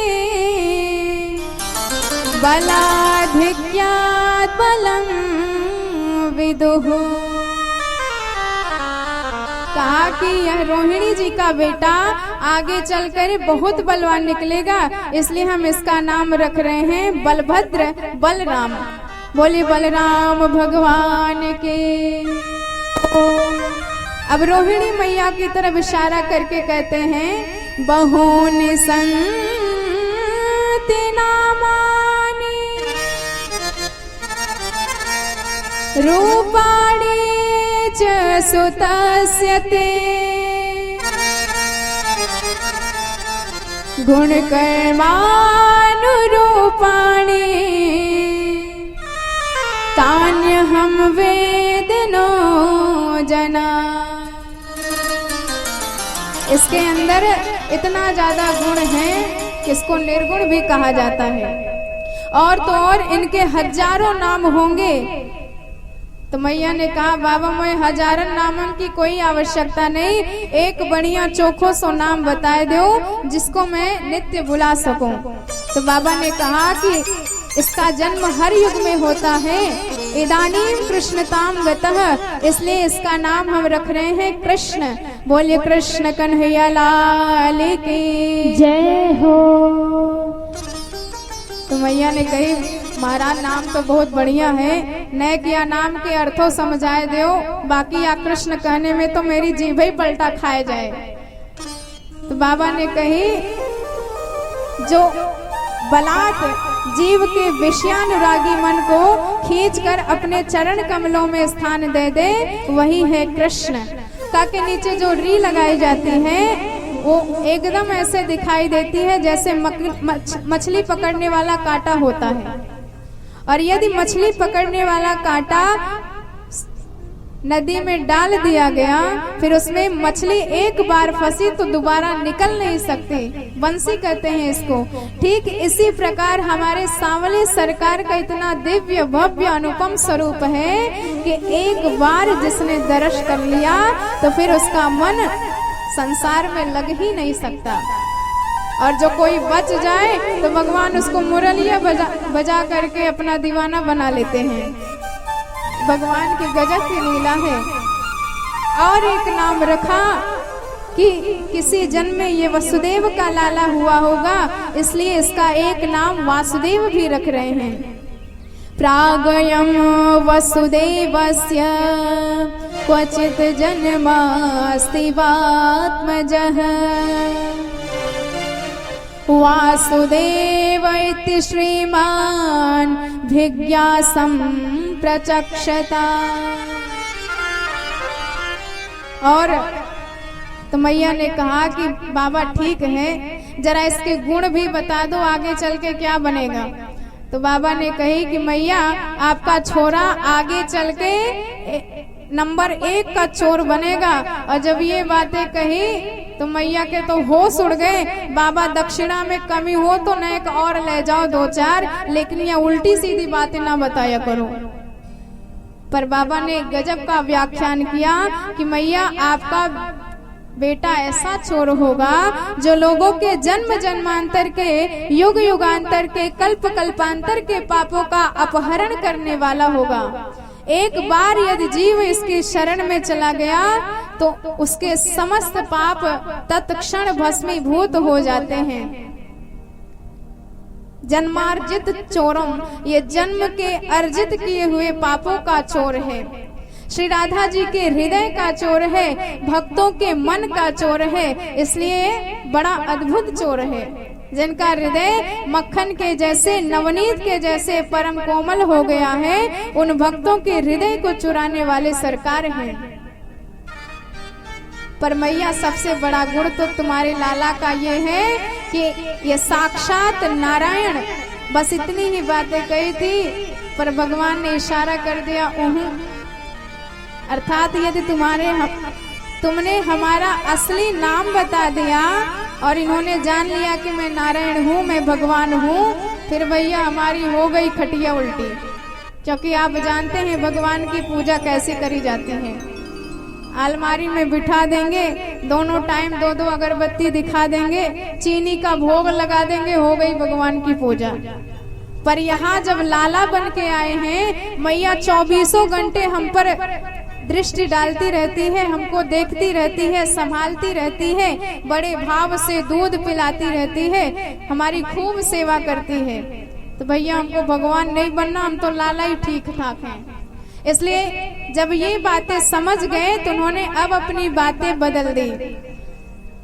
तस्मात् नंदात्मजोयम ते नारायण समो गुणः, ये तो नारायण के जैसे गुण वाला है, इसलिए गजब का भगवान का नामकरण संस्कार हुआ। तो भगवान इतने भव्य नाम से अलंकृत हुए कृष्ण और बलराम। पर मैया आपस में कहने लगी, भैया नाम तो बड़ो बढ़िया चोखो सो रख दियो, पर या कृष्ण बलराम कहने में तो हम सबकी जीभ ही उल्टी हो जाएगी। उन्होंने नाम रखा है कृष्ण और बलराम, तो हम अपने तरफ से नाम रखते हैं कनुआ और बलुआ। ये मैया के प्रेम के नाम है गए। तो भैया छोरा को चाहे जितना बढ़िया चोखो सो नाम रख दो, पर मैया तो अपने लाड़ से, अपने प्रेम से कछु अलग ही नाम रख देते हैं। ये प्रेम को नाम होए। तो हमारा सिद्धांत भी यही होना चाहिए कि हम भी यदि अपने बच्चों का नामकरण संस्कार कराएं तो वो भगवान के ही नाम पर रहना चाहिए। क्योंकि वैसे तो जीव का मन भगवान के भजन में लगता नहीं, समय ही नहीं है किसी के पास। यदि बच्चों का नाम भगवान के नाम पे रखा जाएगा तो आप जबरदस्ती तो भगवान का नाम दिन में 2-4 बार ले ही लोगे, और यदि जबरदस्ती से नाम लिया तब भी कल्याण होगा। पर हमारे यहाँ गजब के नाम रख देते हैं जिसका ना कोई अर्थ होता है, ना कोई उसका सिद्धांत होता है। फालतू नाम रख दिया जाता है। पप्पू, टप्पू, चिंटू, मिंटू, न जाने कितने कितने ऐसे नाम रखे जाते हैं निरर्थक। अब मान लो किसी का नाम आपने रख दिया गुड़िया, अब वही गुड़िया जब हो गई बुढ़िया, तो फिर उसी बुढ़िया को जब कोई बुलाएगा गुड़िया तो कितना बढ़िया लगेगा। तो नाम भी ऐसा रखो जो सूट करे और जो कल्याणकारी, लाभकारी हो। बोलिए राधे राधे। राधे राधे। तो इस प्रकार गर्गाचार्य जी नामकरण संस्कार करके गए, और इधर मैया लाला को खूब सजा सवार करके, पैरों में पैजने इत्यादि बांध करके लाला को पालने में सुला देती हैं। पर लाला अब घुटमन के बल चलने लगे हैं, तो पूरे नंद के आंगन को अपने पायल की झंकार से झंकृत कर देते हैं। और एक दिन तो घूमते घूमते लाला बाबा के पूजा स्थल में पहुंच गए, जहां नंद बाबा सालिग्राम को खूब बढ़िया पंचामृत से स्नान करा के सिंहासन पर विराजमान किए थे। अब जैसे ही ठाकुर जी ने देखा कि बड़े भाव से पिताजी खूब बढ़िया दूध, दही, घी, मधु, शक्कर से सालिग्राम का स्नान करा रहे हैं। अब स्नान कराते देखा तो लाला को लगा कि सालिग्राम भगवान दही में, मधु में, शक्कर में स्नान करके मीठे हो गए होंगे। तो उनको लगा कि ये रसगुल्ला से आएंगे। सो उधर बाबा ने ध्यान लगाई, माला जपनी प्रारंभ करी, और इधर दूसरे भगत गए, सालिग्राम को उठाए और मुंह में धर लिए और पास में बैठे हैं। अब जब बाबा की आंखें खुली और बाबा ने ध्यान दियो कि शालिग्राम भगवान सिंहासन से ही गायब है गए। तो बाबा बड़े घबराए और बगल में देखा कि दूसरे भगत ध्यान लगाए बैठे हैं। तो बाबा ने कही, लाला तेरे मुंह में का है? और लाला ने इशारा किया कछु ना है। तो बाबा को गुस्सा आया कि जरूर इसने कछु करामात करी है। सो एक थप्पड़ मारा और शालिग्राम भगवान बाहर आए गए स्नान करके। अब उनको सिंहासन पर बिठाया, यशोदा जी को बुलाया। यशोदा जी ने भी डांट लगाई लाला को कि ये जय जय हैं, इनकी ऐसी अपमान नहीं करनी चाहिए। और कन्हैया बोले, मैया मोए का पतो, अब इतनी पंचामृत से स्नान किए तो हम सोचे ज्यादा कछु मीठे है गए होंगे, तो न एक स्वाद चख के देख लें कि कैसे लग रहे हैं। सो मुंह में धर लियो। और एक दिन तो लाला घुटनों के बल चलते चलते बलभद्र जी के साथ पहुंच गए गौशाला में। अब जब गौशाला में पहुंचे और तमाम गोबर पड़ा हुआ देखा तो कन्हैया ने पूरा गोबर उठा के शरीर में मालिश करना प्रारंभ कर दिया। बलराम जी से कहने लगे कि जब हम पर कछु आफत आए तो मैया गोबर से स्नान कराए। तो भैया आज आप ही लगाए लेते हैं। और जब मैया ने देखा कि लाला पूरे गोबर गणेश बने हुए हैं, सो कान पकड़ के डांट लगाए लगी कि पंकाभिषिक्तम सर्वा वयवम विलोक्य दामोदरम वदति को पवशात यशोदा त्वं सुकरोसि गत जन्मनि पूतनारे इत्युक्ति संस्मित मुखे वतनो मुरारे।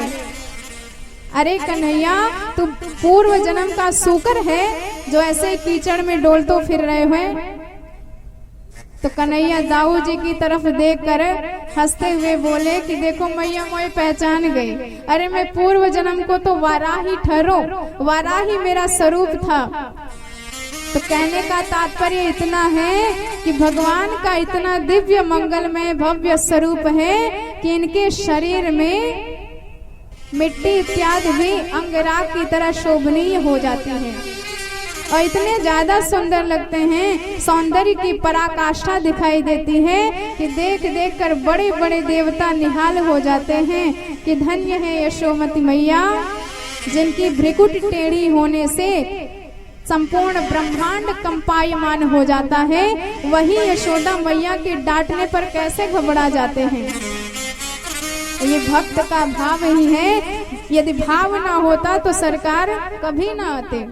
भगवान कहते हैं मैं भाव का भूखा हूँ, पदार्थों का नहीं।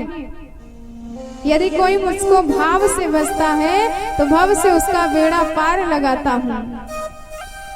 भाव वाले भक्त का भगवान पर भी उपकार है, इसीलिए तो भगवान का होता यहाँ अवतार है। भाव के वश में ही सरकार बारंबार जन्म लिया करते हैं, भक्तों को परमानंद प्रदान करते हैं। और इसी भगवान की धूल धूसरित छवि को देखकर सूरदास बाबा उसी छवि में हमेशा निमग्न रहते हैं, उसी छवि में हमेशा समाधि लगाए रहते हैं। धूल भरे अति शोभित श्याम जो तैसी बनी सिर सुंदर चोटी, खेलत खात फिरे अंगना पग पैजन बाजत पीरी कछोटी। जब अपने भक्त काक भुषुंडी को देखा सरकार ने कि वो हमारे ही भरोसे हमारे ही दर्शन करने यही विराजमान रहते हैं, तो भगवान अपने से ज्यादा भक्त का ध्यान रखते हैं। भगवान ने सोचा कि हम तो खा ही रहे हैं, पर हमारा भक्त भी खा लेगा तो हमको ज्यादा आनंद मिलेगा। सरकार कछु खाते हैं और कछु लपेट लेते हैं। आपने देखा होगा जब कभी गांव इत्यादि में निमंत्रण आता है तो पहले लोग लोटा लेके जाते थे कि कुछ तो खाएंगे और कुछ लपेट के लेके आएंगे घर वालों के लिए। तो आज ठाकुर जी भी माखन रोटी खुद खाते भी हैं और कुछ लपेट के लाते हैं ताकि हमारे भक्त काक को वह प्रसाद प्राप्त हो सके।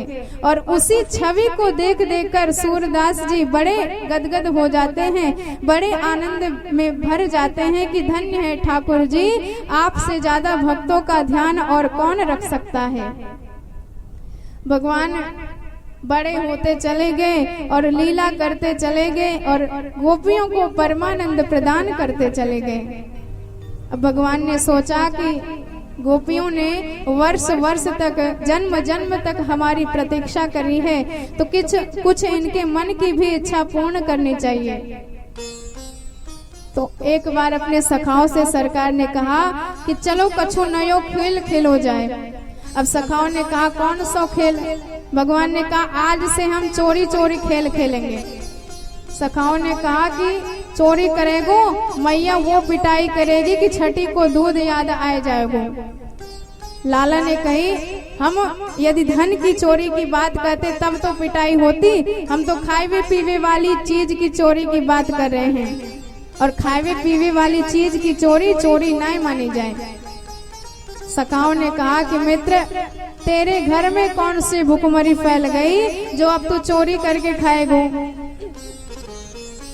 तो लाला ने कही मेरे घर में तो कछु कमी ना है, पर भैया मैं बहुत दिनों से देख रहा हूँ कि ये श्रीदामा 1.5 हड्डी का दुबला पतला एकदम कमजोर होता चला जा रहा है। सो मैंने पूछा कि मित्र तू इतना कमजोर क्यों हो रहा है? तो कहने लगा कि घर में तो कछु कमी ना है माखन मिश्री की, पर मैया सबरो ले जाए के मथुरा में बेच दियो करे और बाद में जो बच जाए सोई हम भोग लगाए। तो भैया ये तो गलत बात है। जब गैया को सेवा करवे को हम ब्रज के ग्वाला, तो मिश्री और माखन को आनंद क्यों लेवे मथुरा के ग्वाला? ये तो गलत बात है। यदि सेवा हम करेंगे तो गौ रस को आनंद भी हम ही लेंगे। तो भैया बात में तो तेरा दम है, चल बताओ कौन के यहाँ चोरी करी जाए। सो लाला ने कही कि अभी अपने अपने घर में चोरी करके निपुण है जाओ, बाद में जो पास हो जाएगा वो हमारी मंडली में प्रवेश कर जाएगा। तो एंट्रेंस एग्जाम देना है तुम सबको। तो सब अपने अपने घर में चोरी किए और दूसरे दिन फिर मीटिंग बैठी तो सबने अपनी अपनी आप बीती सुनाई। एक ने कहा लाला जन्म कर्म में पहली बार चोरी करी, सुमैया ने इतनी गजब की पिटाई करी कि पीठ एकदम लाल कर दी। भैया अब तो हम कान पकड़ लिए, अब कबू नए चोरी करेंगे। लाला ने कहा जादारी के पहली बार काम कियो सो पिट के आए गयो, तू तो हमारी मंडली के लायक ही नहीं बचो। तो वहां ने कही कि लाला हमारे बाप दादन ने कबो चोरी करवो ना सिखायो।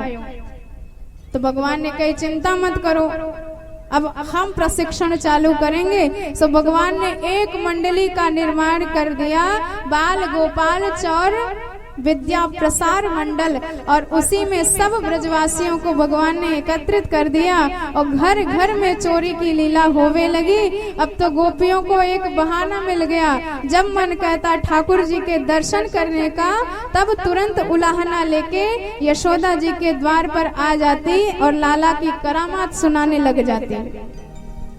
और सुखदेव जी बड़ा भव्य वर्णन करते हैं कि भगवान कैसे चोरी लीला करते हैं। वत्सान मुंचन क्वचत समय क्रोश संजात हास स्तेयं साद्वत्यथ दधिपयः कल्पितैस्तेय योगे मरकान् भोक्षं बिभति च स चेन्नाते भाण्डं भिनाते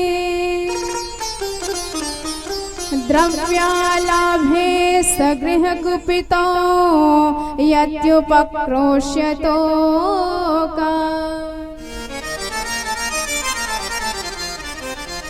अब एक गोपी मैया को बताने लगी कि मैया तेरो लाला आयो और मेरे सवरे बछड़ा ने खोल के चलो गयो। अब मैया बोली या की आदत है तो गैया दुहवे जा रही होगी, सोया ने बछड़ा ने खोल दियो होएगो। तो माने कही मैया क्वचित समय किसी भी समय खोल के भाग जाता है, जब गैया दुहने का समय ना होए तब। तो मैया ने कही कि एक काम कियो कर, या को प्रेम से समझाए दियो कर। तो बोली मैया खूब करके देख लियो। एक दिन गैया दुहवे जा रही थी, सो मैंने आवाज लगाई, लाला ने एक बछड़ा ने खोल दियो। तो तेरो लाला बोले कि तूने का मोको अपने घर के नौकर समझ रखो है, तेरो हाथ काम ना करे। अब मैया मैंने प्रेम ते कही तो मोको तमाम बातें सुनाई डाली और अपने मन से चाहे जब खोल के भग जाए। और एक दिन तो मैं याकू आंख दिखाई के डांटवे भी लग गई, पर मैया तेरो लाला गजब के हैं और ऐसी हंसी हंसे कि इसकी हंसी देख के तो मेरी सबरी गुस्सा ठंडी है गई, मोये खुद ही हंसी आई गई। सो मैं याकू डांटे नहीं पाई। एक गोपी बोली मैया बाकी छोड़ मेरी सुन, तेरो लाला मेरे घर में आए और मटकी फोड़ करके माखन खाए के भग जाए। तो मैया बोली बहन जब ये तेरे घर में प्रवेश करे तो नैक प्रेम से याकू आसन दे के परोस के खवाए दियो कर। गोपी बोली मैया खूब करके देख लियो। एक दिन याकू हम परोस के खवाए लग गई तो याने कही कि तूने का मोको भिकमंगा समझ रखो है। अरे गोपी तोए जरूरत है तो मेरे बाप के घर आए के खाई जाइयो, मैं काऊ के घर ना खायो, मेरे बाप के यहाँ 9-9 लाख गैया है। तो मैया जब परोस के दियो तो ये बड़े बाप के छोरा बन जाए। और मैं बोली यदि इतने बड़े बाप के छोरा हो तो चोरी काहे करे।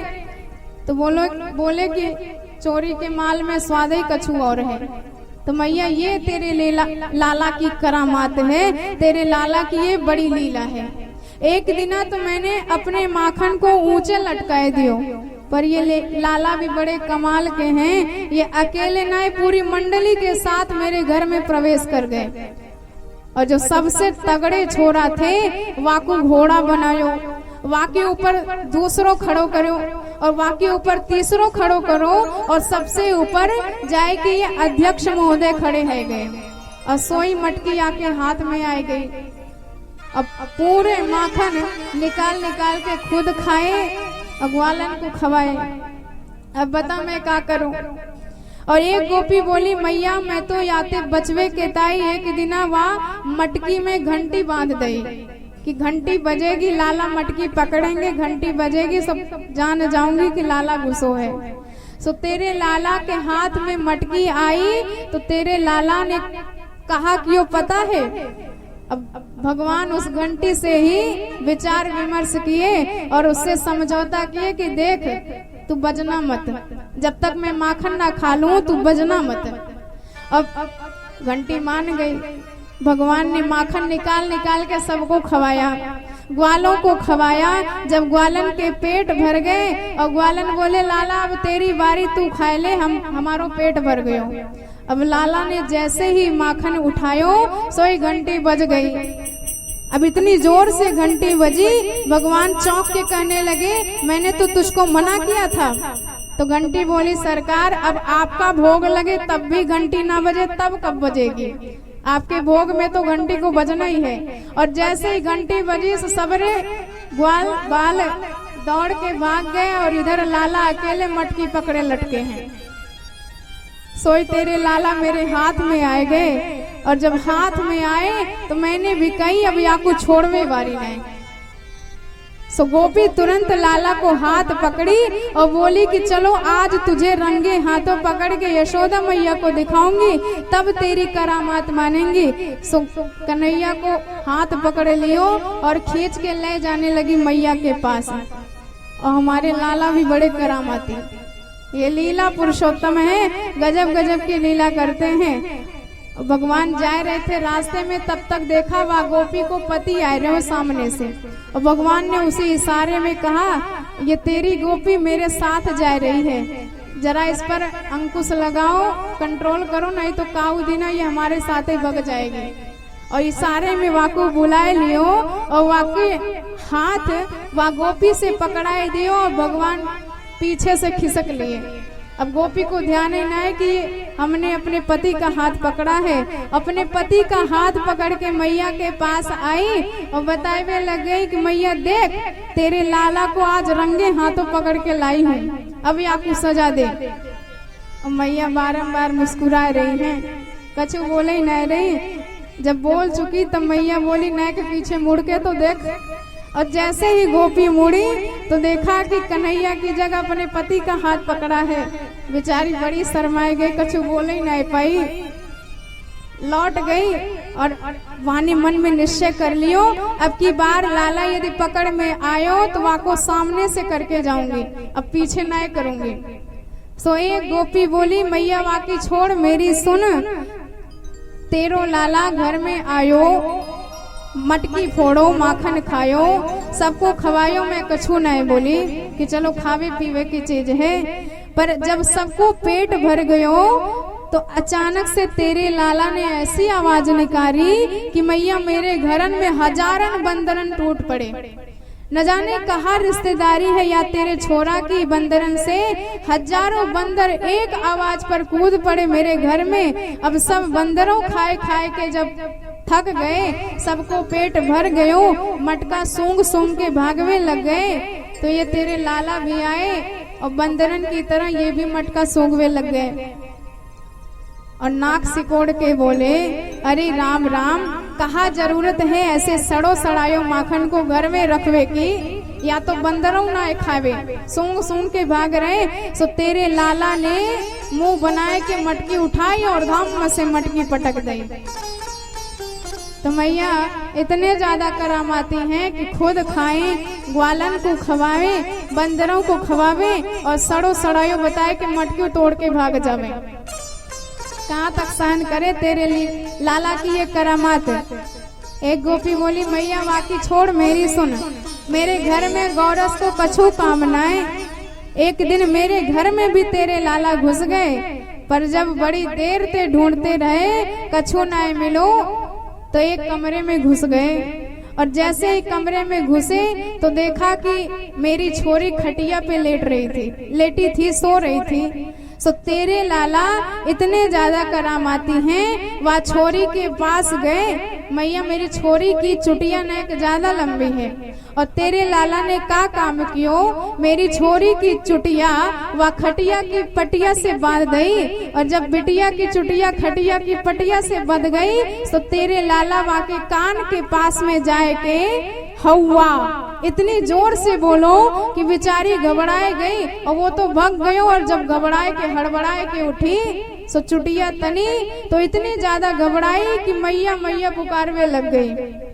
अब मैं जब दौड़ के आई कि न जाने कहाँ है गयो, अब जब देखा कि बिटिया की चुटिया खटिया की पटिया से बंधी है, सो चुटिया खोल दई, और मैंने वहाँ को समझाया कि हवा वहुआ कछु ना है, ये नंद के लाला है जो घर घर डोले हवा बने। तो मैया बताओ, जा घर माखन वो भी परेशान, और जा घर माखन ना है वाके छोरा छापरन को रुलाए के चले जाए तेरे लाला। अब मैया को बड़ी गुस्सा आई, लाला को बुलाए के डांट लगाए लग गई, पर जब लाला ने ऐसी रोनी सूरत बनाई, मैया को भी बड़ी दया आई कि मेरो लाला इतना बड़ो आतंकवादी भी तो ना है कि सब यहाँ की शिकायत करवे चली आई। तो सबको समझा बुझाकर यशोदा जी भेज देती हैं, और इसी सूरत को निहारने के लिए गोपियां कुछ तो सही होती हैं, कुछ मन से कर लेती हैं, पर भगवान के दर्शन को चूकना नहीं चाहती हैं। तो भगवान ने माखन खाया। एक दिन सोचा कि अब माखन तो खूब खा लिया है, अब ब्रज रज का भी यदि आस्वादन कर ले तो फिर अच्छा होगा, क्योंकि ब्रज रज साक्षात ब्रह्म की विभूति कही जाती है, और जिसने ब्रज रज का सेवन नहीं किया उसने ब्रज तत्व को कभी नहीं समझा है। यदि आप ब्रज में जाओगे तो आपको टूटे फूटे मकान इत्यादि ही मिलेंगे, यदि बहिरंग दृष्टि से देखेंगे तब, पर यदि अंतरंग दृष्टि से परम भाव की दृष्टि से देखेंगे तो कण कण में श्री राधा माधव जी के चरणार बिंदों की झलक दिखाई देती है। तो भगवान ब्रह्मांड घाट पे गए बलराम जी के साथ, और वहां पर एक मिट्टी का ढेला उठाए और मुंह में धरे और गटक गए। एकदा क्रीडमानस्ते रामाद्या गोपदारिका कृष्णो मृदं भक्षितवान् इति मात्रेण्यवेदनम्।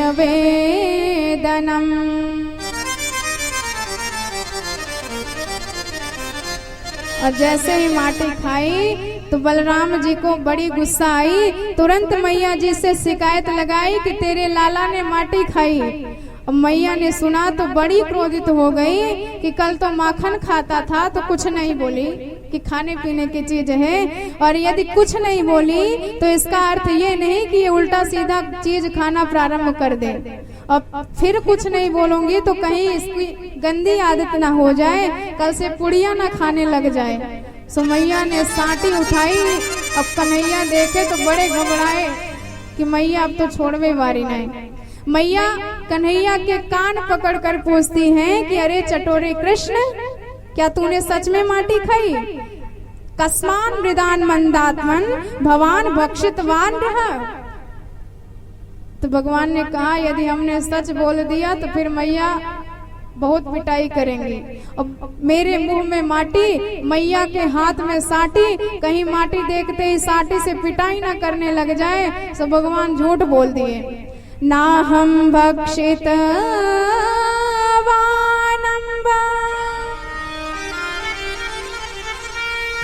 सर्वे मिथ्याभिसंशिन।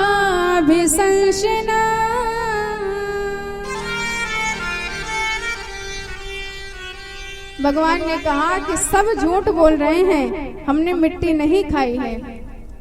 तो इस पर मैया ने कहा कि पूरे ब्रज में एक तू ही तो सत्यनारायण बचा है, बाकी तो सब नंबर 1 के महाझूठा है। यदि सत्य बोल रहा है तो इसका प्रमाण दे।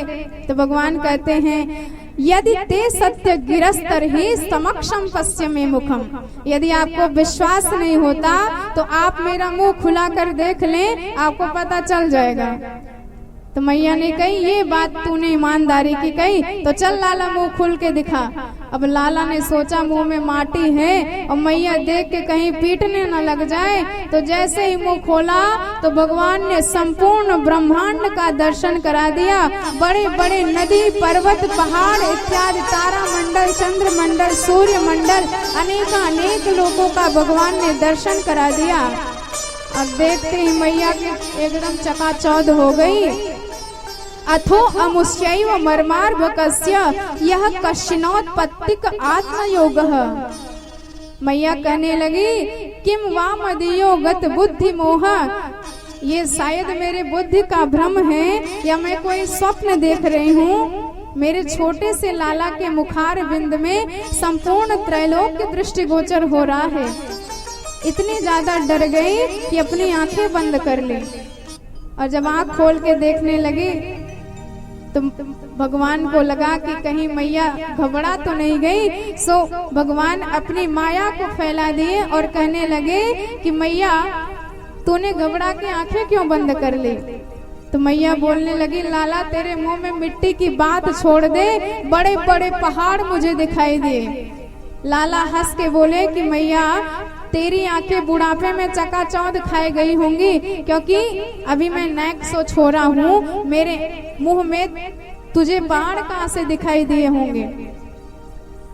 फिर से आंखें साफ करके मेरे मुंह में देख ले तो तुझे विश्वास हो जाएगा। और जैसे ही मैया ने आंखें मीज मीज के दोबारा मुंह में देखा तो कुछ नहीं दिखाई दिया। तो लाला को गोद में उठा के बड़े भाव से गले लगा के कहने लगी कि लाला मैं तो एकदम घबरा गई थी, क्योंकि भगवान जब भी ऐश्वर्य शक्ति को दिखाते हैं पर भक्त की शक्ति इतनी ज्यादा होती है कि वह ऐश्वर्य शक्ति भक्ति शक्ति के आगे हमेशा क्षीण हो जाती है। भक्त भगवान के लिए सर्वश्रेष्ठ होता है। राम से अधिक राम कर दासा। भगवान की शरण में जो जाता है भगवान उसको अपने से भी ऊंचा स्थान प्रदान करते हैं। भगवान राम को वीर कहा जाता है।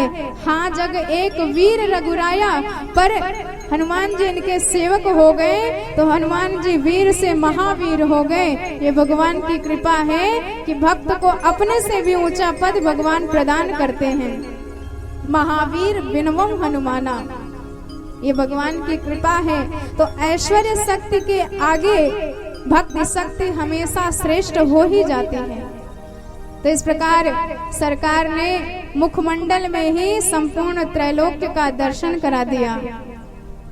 तो एक दिन दीपावली का भव्य दिन था और मैया लाला के लिए ताजा ताजा माखन निकाल रही थी दधि मंथन करके, और मनसा वाचा कर्मणा सरकार की इतनी सेवा कर रही थी कि मन से तो लाला को याद कर रही थी और कर्म से लाला के लिए माखन निकाल रही थी और स्मरण में भगवान का ही ध्यान कर रही थी और वाणी से भगवान के ही गुणों का गान कर रही थी।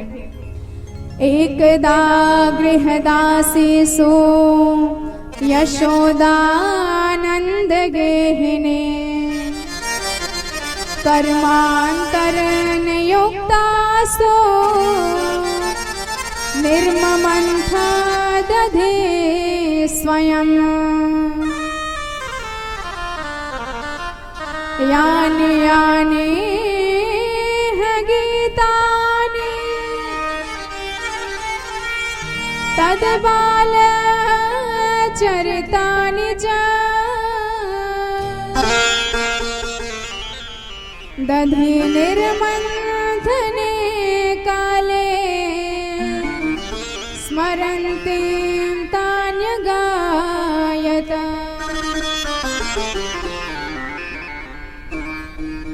और जब भक्त मनसा वाचा कर्मणा भगवान को याद करे तो भगवान उसे छोड़कर सो कैसे सकते हैं। तो सरकार बिस्तर छोड़कर अपनी आंखें मींजते हुए मैया के पास आए और मैया ने रात को काजल लगाया था और इतनी ज्यादा आंखें मींज ली सरकार ने, एकदम गोल गोल जगन्नाथ जी की जैसी आंखें दिखाई देने लगी। मैया के पास आए तो मैया से कहने लगे, मैया मुझे बहुत भूख लगी है। तो मैया ने कहा, लाला माखन निकलने में तो देर है, आप तब तक मेरे स्तन का ही दुग्ध पान कर लो। और बड़े प्रेम से स्तन पान कराने लगी। तो दूध पीते पीते माधव ने पूछा कि मैया तो से एक बात पूछूं। मैया ने बोली, लाला तू एक नाए तू 10 बात पूछ। तो सरकार बोले कि मैया जे बताओ तो ये दूध ज्यादा प्यारो लगे कि पूत। मैया बोली, अरे लाला तेरे जैसे पूत पे तो हजारों मटका दही के कुर्बान। कन्हैया बड़े गदगद, मैया मोते बहुत ज्यादा प्रेम करे। तब तक मैया को याद आया कि चूल्हे पर हमारा दूध उफन रहा है। तो सारी प्रेम गायब हो गई। लाला को जमीन पर पटकी और गई दूध उतारवे के ताई। और इधर लाला को गुस्सा आई। अभी तो हाल ही कहती थी कि पूत ज्यादा प्यारो लगो, और दूध देखते पूत की छुट्टी कर गई। तो इतना ज्यादा गुस्सा हुआ परीक्षित भगवान को कि भगवान के कोमल कोमल पतले पतले लाल लाल होठ एकदम फड़कने लगे। संजात कोपह स्फुरितारुणाधरः, इतने ज्यादा क्रोधित हो गए, एक पत्थर उठाया और सबरी मटकी धड़ाधड़ फोड़ दियो। पूरे आंगन में कीच मच गई। और मैया धमाधम की आवाज सुन के दौड़ के आई। सो देखा कि मेरी ही मटकी आज ठिकाने लगाई दी यानी तो। और मैया बड़ी गुस्सा हुई। सो तुरंत अपनी लाठी उठाई और कन्हैया के पीछे जैसे ही भागी तो कन्हैया ने दौड़ लगाई। और मैया भागते भागते परेशान हो गई। तो भगवान को लगा कि मैया थक जाएंगी, सो रुक गए। मैया बोली, लाला हाथ में आए जाओ, नहीं तो पकड़ पाऊंगी तो तुम्हारी बहुत पिटाई करूंगी। लाला बोले, मैया भाग ही लिए रहे हैं कि आप पकड़ लोगी तो हमारी जम के पिटाई करोगी। मैया बोली, लाला सच्ची बोल रही हूँ, तेरी पिटाई नहीं तेरी पूजा करूंगी। तो मैया जब ये बोली तो कन्हैया बोले, तो हाथ में ये साटी काई के लिए हैं। तो मैया बोली, देख लाला अब बुढ़ापे में सहारे के ताई लाठी लिए हैं, अब तेरे ताई नहीं है। जब तुम्हें डर लगो तो ये ले फेंक दई लाठी, अब मेरे हाथ में आए जाओ। अब कन्हैया बोले, सच्ची मैया तू मेरी पूजा करियो। अब लाला पूजा को मतलब ही न जाने और पूजा करवावे के ताई मैया के पास आए गए। और मैया ने गप से हाथ पकड़ लियो और कहा कि छोरा चल, तेरी जबरदस्त आज पूजा करूंगी। मोया बुढ़ापे में इतनो ज्यादा डुलाए दयो, मेरी सांस उखड़ गई दौड़ते भागते। और मैया कन्हैया को लाई और उखल से पकड़ करके रस्सी से बांधने लगी। पर परीक्षित गजब का चमत्कार हो गया। घर की एक एक रस्सियां जुड़ गई, पर तदपि द्वयंगुलम नूनम यद्यमादत्त बंधनम।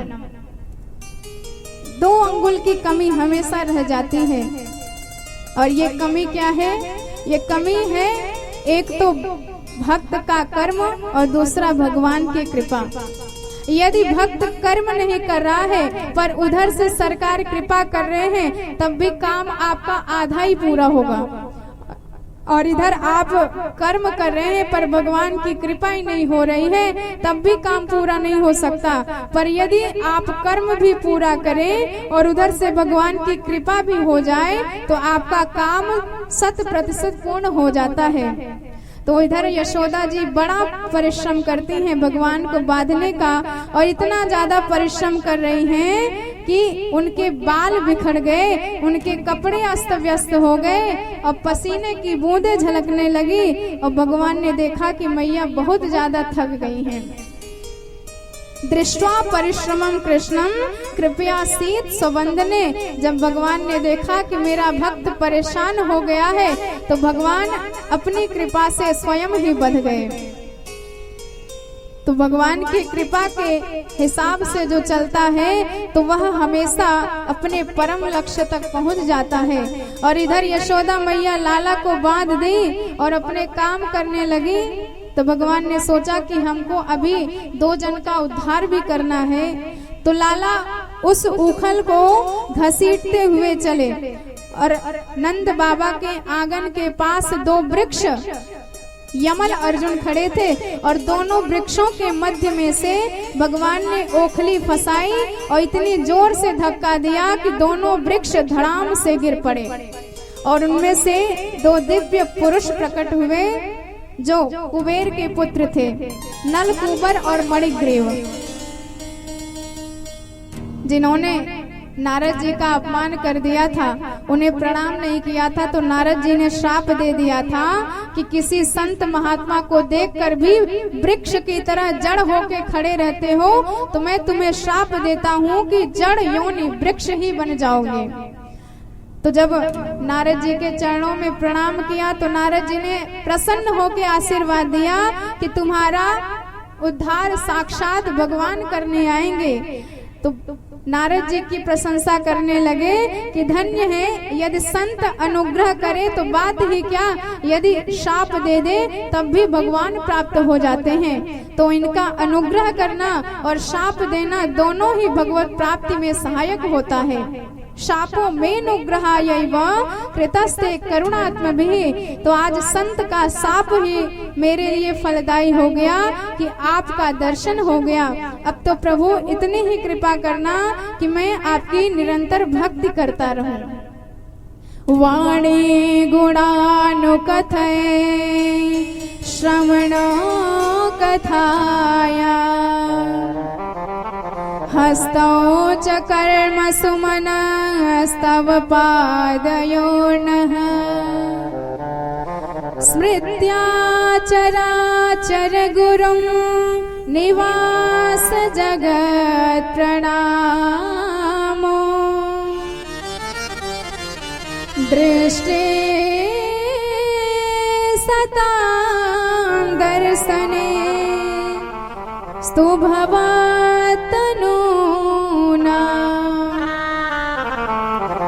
इतनी ही कृपा करना कि जब तक ये वाणी बोले केवल आपका ही नाम बोले, आपका ही गुणगान गाए, और मेरे हाथ केवल आपकी चरण सेवा करे, मेरा सिर हमेशा आपके चरणों में झुका रहे, ये आंखें सदा संतों के सदा आपके श्री विग्रह का दर्शन करते रहे। इस प्रकार के अलौकिक भक्ति मांग के अपने धाम गए। और इधर जैसे ही नंद बाबा को पता चला तो बड़े गुस्सा हो गए यशोदा मैया के ऊपर। उन्होंने तुरंत निश्चय किया कि अब हम इस गोकुल में रहने वाले नहीं। तो उपनंद ने बताया कि भैया हमारे यहाँ कई वन हैं, निधि वन, ऐल वन, ताल वन, वृंदावन। इसमें से हमको सबसे अच्छा वृंदावन लगता है, जिसमें यमुना जी बहती रहती हैं, गिरिराज गोवर्धन का शिखर विराजमान है, हमेशा हरियाली छाई रहती है। ऐसे वृंदावन में हम सबको निवास करना चाहिए। तो जब वृंदावन की बात कही तो सब साधुवाद साधुवाद करके अनुमोदन करने लगे। सारे ब्रजवासियों को नंद बाबा ने आदेश दिया कि अब हम सब वृंदावन जाके रहेंगे। तो सब अपनी बैलगाड़ियों पर अपना अपना सामान लाद करके तैयार हो गए वृंदावन जाने के लिए। और इधर हमारे छोटे से कन्हैया मात्र 4 वर्ष की अवस्था में वृंदावन में प्रवेश कर रहे हैं। सब बड़े आनंद में भरे हुए हैं। तो वृंदावन जाने का सौभाग्य बड़े भाग्य से ही मिलता है। तो ऐसे वृंदावन में हमारे ठाकुर जी के साथ कौन कौन जाना चाहता है?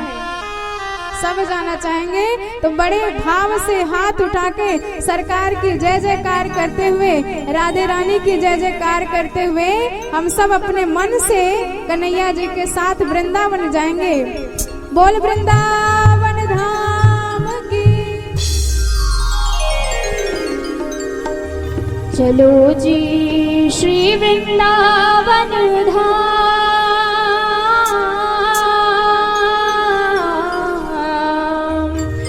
चलो जी श्री वृंदावन धाम।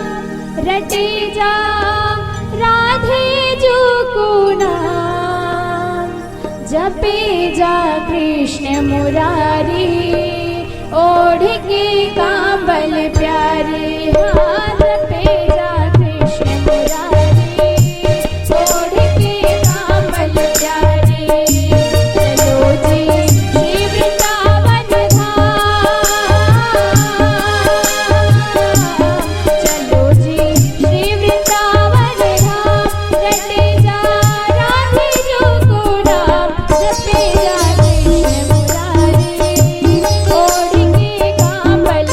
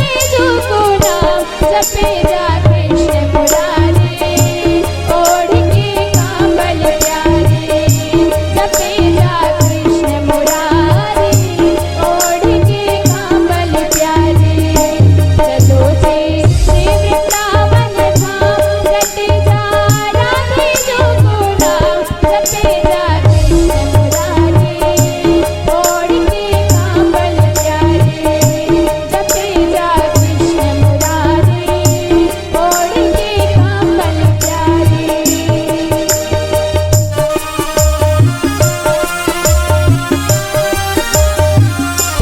जय हो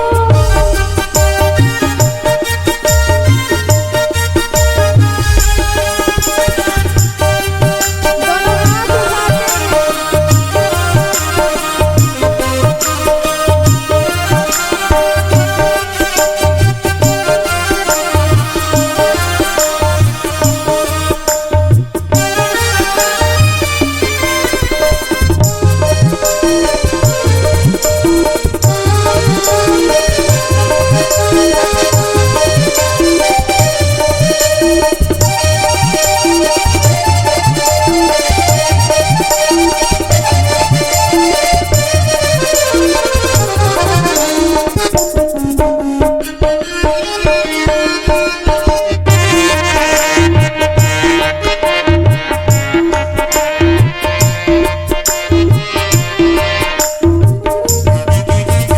दूर दूर से नर नारी सब आते हैं दूर दूर से नर नारी सब आते हैं अक्षय तीर्थ को दर्श करने को आते हैं अक्षय तीर्थ को दर्श करने को आते हैं दूर दूर से नर नारी सब आते हैं अक्षय तीर्थ को दर्श करने को आते हैं अक्षय तीर्थ को दर्श करने को आते हैं और ये किसका धाम है वृंदावन किसका धाम है राधे रानी का तो क्या कहेंगे लाडली श्री को प्यारो धाम लाडली श्री को प्यारो धाम जपे जा राधे जो को नाम जपे जा कृष्ण मुरारी ओढ़ के कांवल प्यारे जपे जा कृष्ण मुरारी ओढ़ के कांवल प्यारे चलो जी श्री वृंदावन धाम चलो जी श्री वृंदावन धाम रटे जा राधे जो को नाम जपे जा कृष्ण मुरारी ओढ़ के कांवल प्यारे जपे जा कृष्ण मुरारी ओढ़ के कांवल प्यारे जपे जा कृष्ण मुरारी ओढ़ के कांवल प्यारे जपे जा कृष्ण मुरारी ओढ़ के कांवल प्यारे बोले वृंदावन धाम की जय हो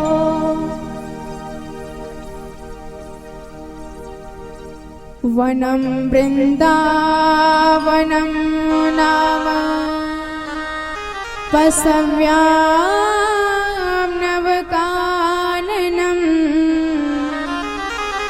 गोप गोपी गवां सेव्यं पुण्याद्रे तृणविरुधम् वृंदावनं गोवर्धनम् यमुना पुलनानि च वीक्ष्यासीदुत्तमा प्रीते राम माधवयो नृप।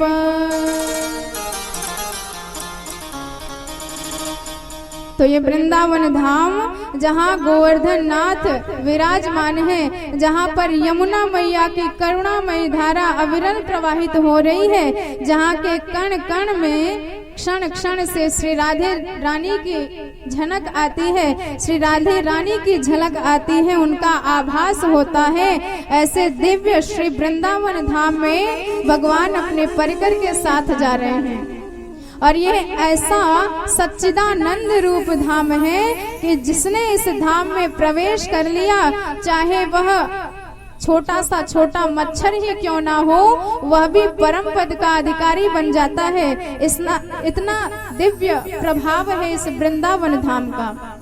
और ये वृंदावन धाम का कण और वृंदावन धाम की रेणु, वृंदावन धाम की यमुना जी, वृंदावन धाम के वृक्ष कल्प वृक्ष के जैसे हैं। ये अमृत बरसाते रहते हैं। यहाँ के हर शब्द से भगवती श्री किशोरी जी की आवाज आती है, श्री किशोरी जी का आभास होता रहता है। तो श्रीमद् वृंदावनम धाम पूर्णानंद रसाश्रयम, साक्षात परब्रह्म ही इस धाम का आश्रय है। यह धाम ही उनका आश्रय है, यह धाम ही श्री किशोरी जी का आश्रय है। जब भगवान ने घोषणा करी कि हम अपने प्रिया के साथ जन्म लेने वाले हैं, तो इधर किशोरी जी ने कहा कि आपने घोषणा कर दी पर हमसे पूछा तक नहीं कि हम जाना चाहते हैं कि नहीं। तो ठाकुर जी ने कहा कि देवी जी हमने तो अब घोषणा कर दी है, और अगर अब आप नहीं जाओगी तो फिर पूरे संसार में हमारी बदनामी होगी कि ये किशोरी जी की बात तक नहीं मानती।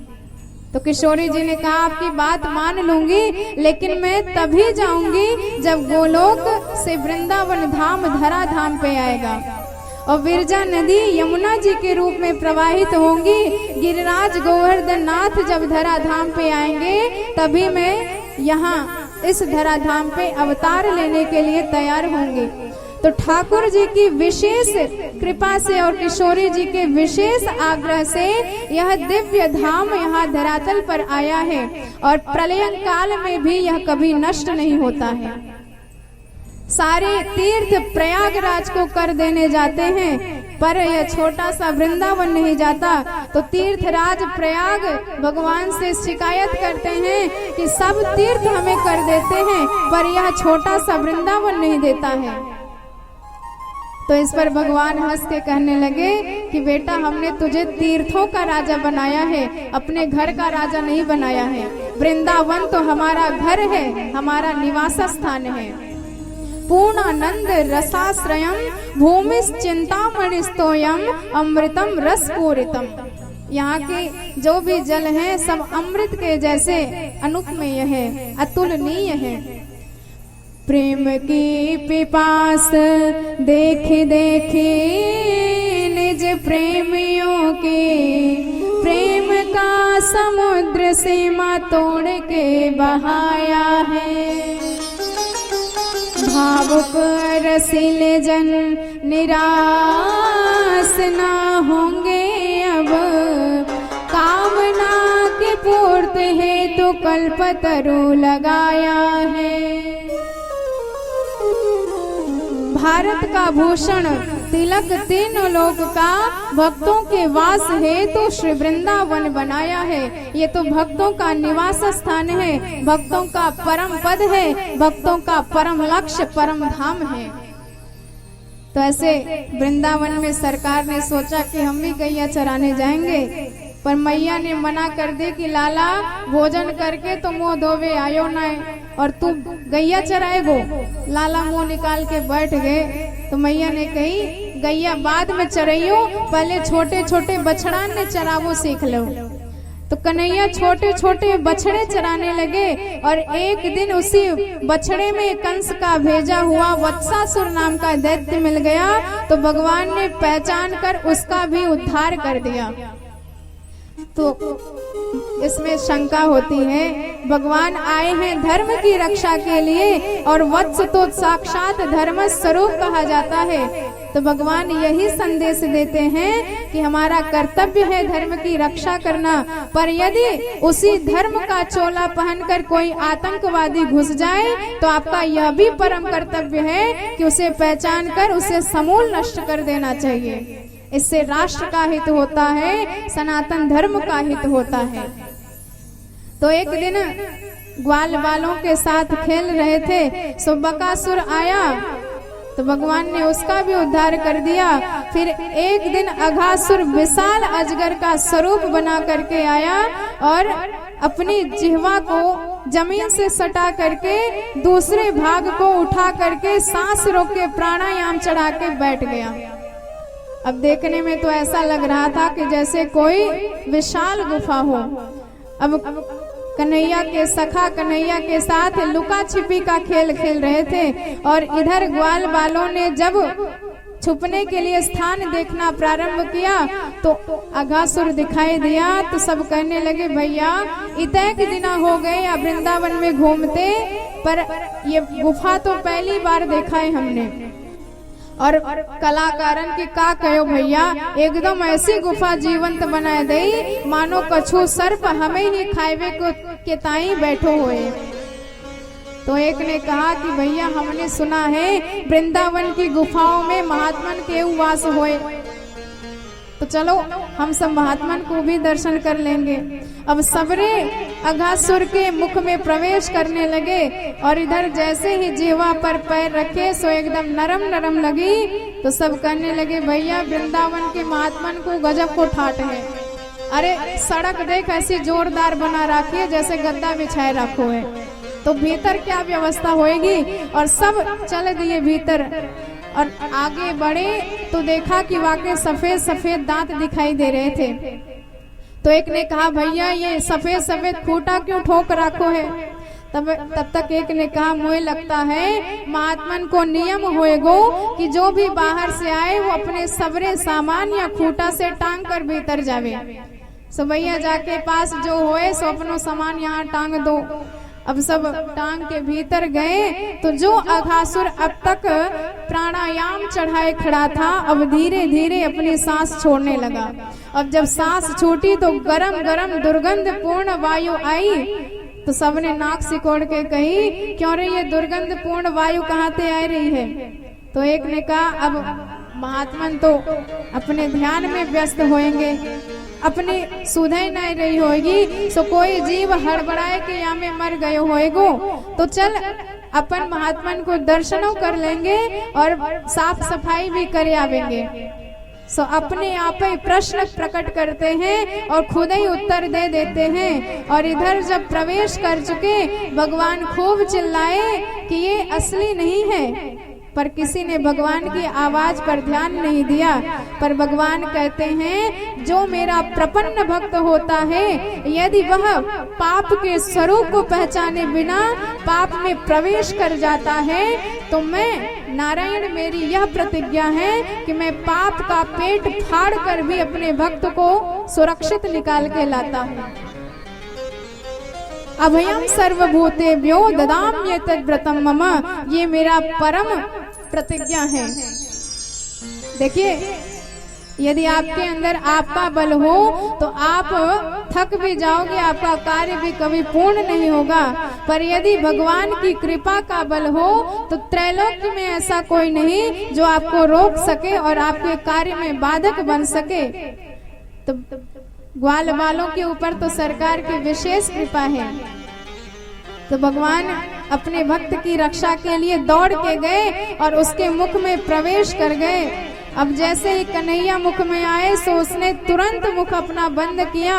तो भगवान ने भी अपना शिव विग्रह इतना ज्यादा बढ़ाया कि उसकी सांस रुक गई, प्राणावरुद्ध हो गया और उसका मस्तक फट गया। और उसी ब्रह्म रंध्र से भगवान खुद निकले और अपने सखाओं को भी निकाल लिए और अघासुर का भी उद्धार कर दिया।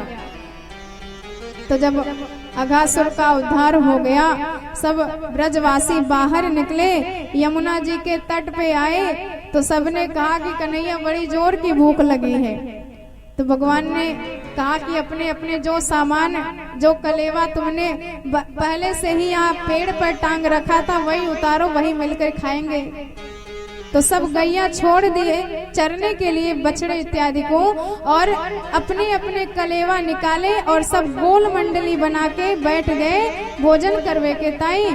और इस मंडली का भगवान शुकदेव गजब वर्णन करते हैं। भगवान की गजब की भोजन लीला हो रही है जिसे देखकर ब्रह्मादि देवता भी मोहित हो गए हैं।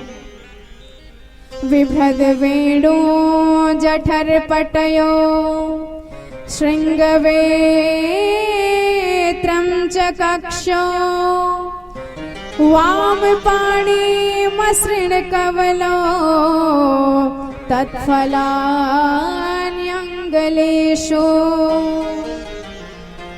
तिष्ठन् मध्ये स्वपरिसुहृदो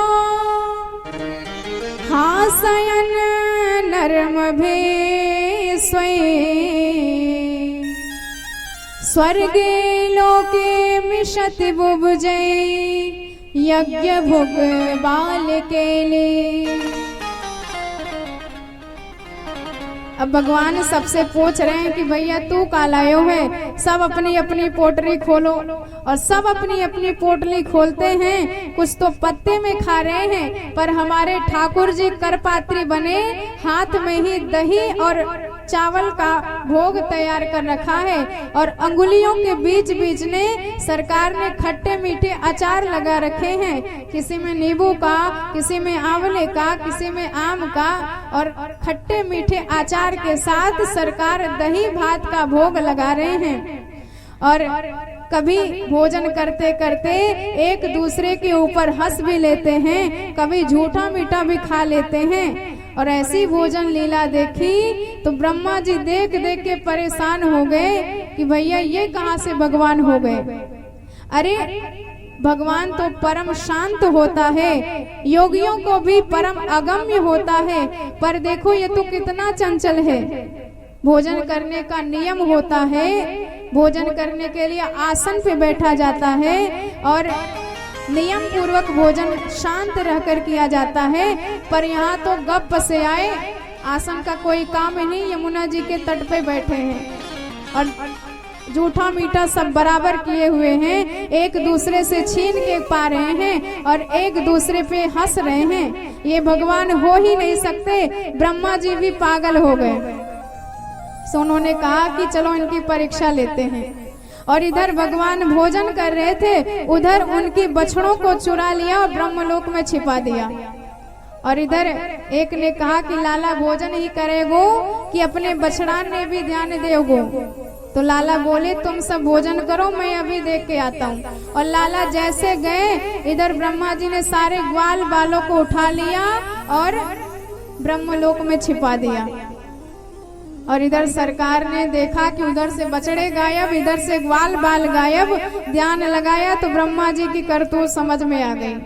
भगवान ने कहा कि हमारी परीक्षा लेते हो, साक्षात जगदीश्वर की परीक्षा लेते हो, इसका तो परिणाम तुम्हें भुगतना ही होगा।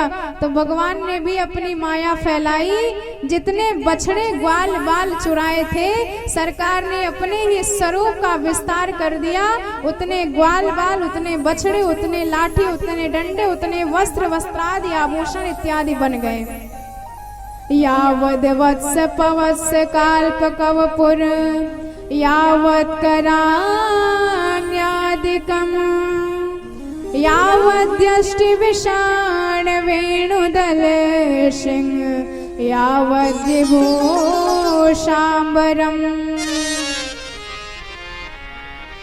मात्र यदि शरीर बनाते, कहीं वह स्वभाव नहीं रहता तो पकड़े जाते कि हमारा बेटा पहले कितना शांत था, अब इतना क्रोधी हो गया। तो भगवान ने वही स्वभाव, वही अवस्था, वही विचारधारा, और कोई अंगूठा भी लगाए तो वही, इतनी सूक्ष्म से सूक्ष्म भगवान ने रचना कर डाली। तो भैया जो जिस विषय का पारंगत हो उसे उसी विषय में हराया जाए तो वह आपकी विद्वता स्वीकार करेगा। यदि कोई व्याकरण का विद्वान है तो आप उसे व्याकरण की व्युत्पत्तियों से हराओ, तब वह आपको मानेगा।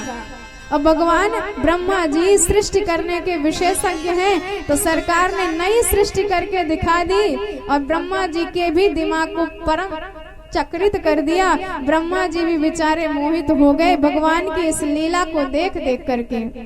1 साल से सरकार उस ग्वाल बाल के साथ, बछड़ों के साथ जा रहे हैं, आ रहे हैं, पर किसी को पता नहीं चला कि असली है कि नकली।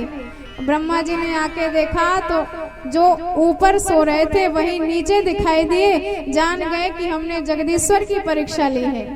अरे गुरुदेव शिष्य की परीक्षा लेते हैं, शिष्य का क्या अधिकार कि गुरुदेव की परीक्षा ले। जिसने परीक्षा लिया वही फंस जाता है। सती मैया ने परीक्षा लिया तो क्या परिणाम निकला, रावण ने परीक्षा ली तो क्या परिणाम निकला। हमने भी परीक्षा लेके भगवान का अपमान किया है, तो भगवान को मनाना चाहिए। एकांत में भगवान को जब पाए तो ब्रह्मा जी आए, चारों मुखों से नारायण के चरणों में समर्पित हो गए। 40 श्लोकों में दिव्य भगवान की स्तुति गाई और उन्हें मनाने का प्रयास किया। नौमीट्यते ब्रवपुसम तडिदंबराया गुंजा वतंस परिपिच्छल सन्मुखाया। ब्रह्मदेव कहते हैं कि हे सरकार, जैसे आकाश नीला नीला है, जैसे सागर नीला नीला दिखाई देता है, ऐसे आपका शरीर भी नीला नीला है और दोनों ही अनंतता की सूचना देते हैं। ऐसे आप भी परम अनंत हैं, सगुण साकार होकर भी परम अनंत हैं।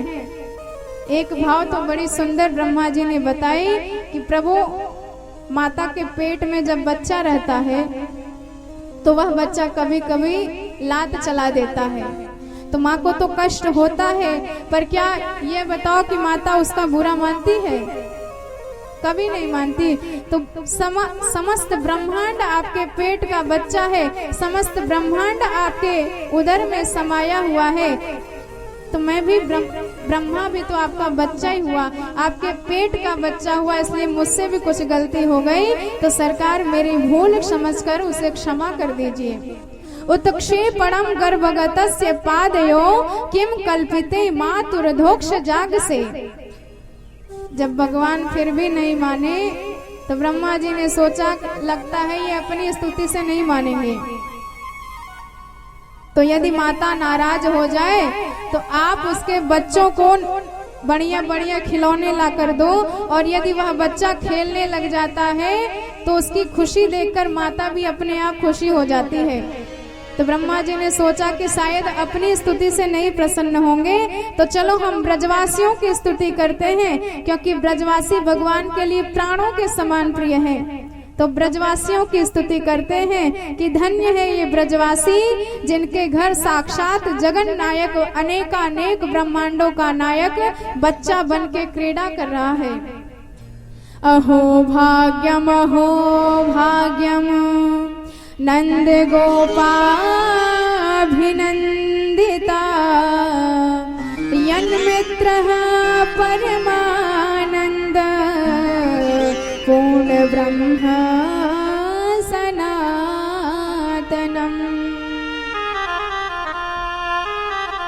फिर भी भगवान बात नहीं किए। ब्रह्मा जी ने कहा अब काम ही नहीं बनेगा, सो भगवान की 3 परिक्रमा लगाई और गायब हो गए, अंतर ध्यान हो गए। तो इस प्रकार भगवान ने ब्रह्मा जी को परम मोह प्रदान किया और फिर उसका निवारण भी किया, और ब्रह्मा जी को ज्ञान दिया कि तुम यदि अपने आप को जगत का कर्ता मानते हो तो यह तुम्हारी भूल है, क्योंकि जगत का कर्ता धर्ता तो एक मैं हूँ। एक श्री नारायण केवल जगत के कर्ता हैं, बाकी दुनिया तो केवल उनके आदेश से चलने वाली छोटी मोटी अधिकारी है। तो एक दिन भगवान ने देखा कि हमने सब दुष्टों का तो उद्धार कर दिया, पर हम देख रहे हैं कि काली नाम का नाग हमारी यमुना जी को दूषित कर रहा है। इतना ज्यादा प्रदूषित कर दिया है कि वहां से गुजरने वाले पक्षी भी उस विष के प्रभाव से मर जाते हैं। हमारी गायें कभी कभी यमुना जलपान करके मर जाती हैं। तो भगवान ने सोचा कि काली नाग का भी उद्धार करना है। तो दृष्टवा भगवान ने देखा, विलोक्य दूषिताम कृष्ण कृष्णा ही नाम विभु तस्या विशुद्धि मन्विच्छन् सर्पम तमुद्वास्यत। तो भगवान ने सोचा कि हमें मारना है काली नाग और हमारे बड़े भैया हैं शेष नाग, कहीं अपनी जाति का पक्ष ना ले ले, इसलिए हम तभी उनको मार पाएंगे जब ये हमारे साथ ना हो। तो एक दिन जब बलराम जी ने धेनुकासुर का वध किया तो भगवान मैया के पास आए और प्रेम से बताने लगे, मैया आज बड़े भैया ने एक गधा मार दियो। अब ये बात सुनी तो दाऊ जी बड़े क्रोधित हो गए, लाला तू मेरा मजाक बना रहा है, आज के बाद से मैं तुम्हारे साथ कहीं नहीं जाने वाला। भगवान ने सोचा मौका बढ़िया है, सपने सखाओं के साथ यमुना जी के कालीदह के तट पर आए और वहीं कंदुक क्रीड़ा करने लगे। और गेंद खेलते खेलते सरकार ने जानबूझकर गेंद को कालीदह में फेंक दिया। और जब श्री दामा रोने लगे तो कन्हैया ने कहा चिंता मत करो, हम तुम्हारे गेंद को शीघ्र ही लाएंगे। और भगवान कदम्ब के वृक्ष पर चढ़ गए और वहां से सीधे यमुना जी में डुबकी लगाए। तम चंड वेग विश्व वीर्य मवेक्ष तेना, तो जैसे ही भगवान कूदे और इतनी जोर से आवाज हुई कि नाग पत्नियों ने देखा कि एक सुंदर सा बालक यमुना जी में आया हुआ है। और जैसे ही सरकार की दिव्य भव्य शोभा का अवलोकन किया तो कहने लगे कि बेटा मौका बढ़िया है, अभी हमारे पति सो रहे हैं और यदि ये जाग गए तो न जाने क्या हो जाएगा, इसलिए यहाँ से शीघ्र निकल जाओ। पर भगवान बोले तू जगाए दे अपने स्वामी को, हम तो वाकई मिलवे आए हैं। और इतनी जोर से बोले कि काली नाग जाग गया। अब जैसे काली नाग ने भगवान का दर्शन किया तो इतना ज्यादा क्रोधित हो गया कि अपने शरीर से भगवान को कसने लगा, लपेट लिया भगवान को। अब जब भगवान को लपेट लिया तो भगवान ने अपने श्री विग्रह को काफी बढ़ाया, इतना ज्यादा बढ़ाया कि बंधनों में शैथिल्यता आ गई। और जैसे ही उसका बंधन छूटा तुरंत भगवान कूद करके उसके फण पर सवार हो गए। अब जब वह काटने के लिए दूसरा फण बढ़ाता है तो सरकार कूद कर उस फण पर सवार हो जाते हैं। ऐसे कूद कूद कर काली नाग के 101 फण थे। भगवान ने इतना गजब का नृत्य किया कि देख देख कर आकाश में देवता निहाल हो गए, गंधर्व गान करने लगे और बड़े बड़े देवता वाद्य यंत्र बजाने लगे। और सरकार इतने नटवर नागर हैं कि देवताओं के द्वारा बजाए गए वाद्य यंत्रों के अनुसार नृत्य करने लगे काली नाग के फण पर। हमारे सूरदास बाबा इसका बड़ा सुंदर वर्णन करते हैं। आइए भगवान की इस झांकी को हृदयंगम करें, तत्पश्चात कथा में प्रवेश करते हैं। तांडव गति मुंडन पर नाचते गिरधारी, तांडव गति मुंडन पर नाचते गिरधारी, तांडव गति मुंडन पर नाचते गिरधारी, तांडव गति मुंडन पर नाचते गिरधारी, तांडव गति मुंडन पर नाचते गिरधारी, तांडव गति मुंडन पर नाचते गिरधारी। पग पटकत फम फम फम फुननि पर बिम बिम बिम बिनती करते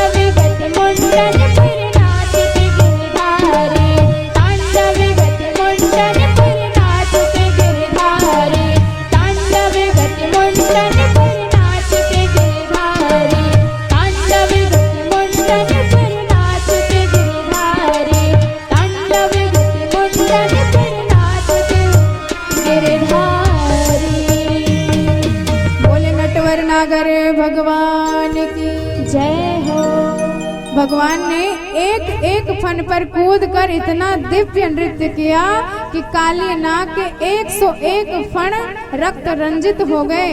उसने सोचा कि हम जिसको छोटा सा बालक समझ रहे थे, इसकी तो पेट में ही दाढ़ी निकल पड़ी, और ये ऐसे 1-2 घंटा और नाचते रहे तब तो हो गयो हमारा कल्याण।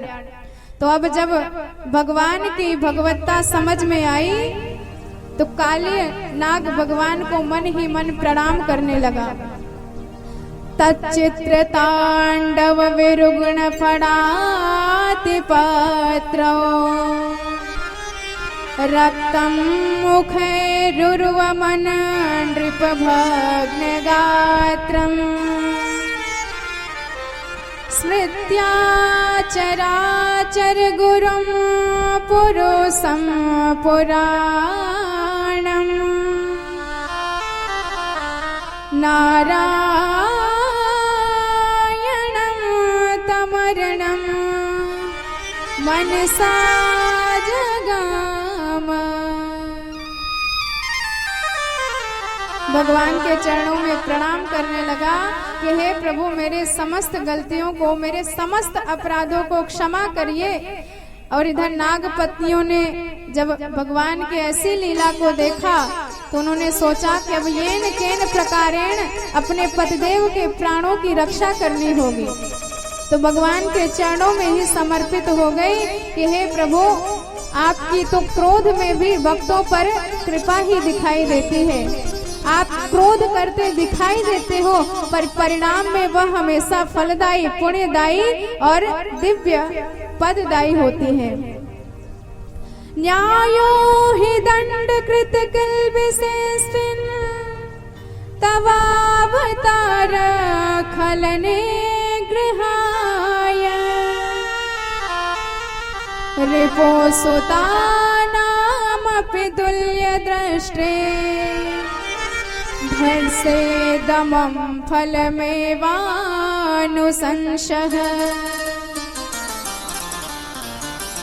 भगवान ने कहा कि हमने नाच नाच के तुम्हारे पतिदेव के सिर को फोड़ दिया और तुम कहती हो कि हमने कृपा करी है। तो उन्होंने कहा कि सरकार, कृपा तो आपकी है ही।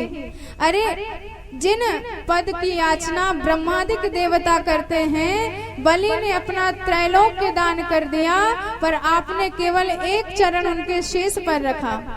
भोलेनाथ दिन रात 24 घंटे आपका ध्यान करते रहते हैं, पूजन करते रहते हैं, पर आपने दिया तो केवल चरणोदक दिया, चरण भी नहीं दिया।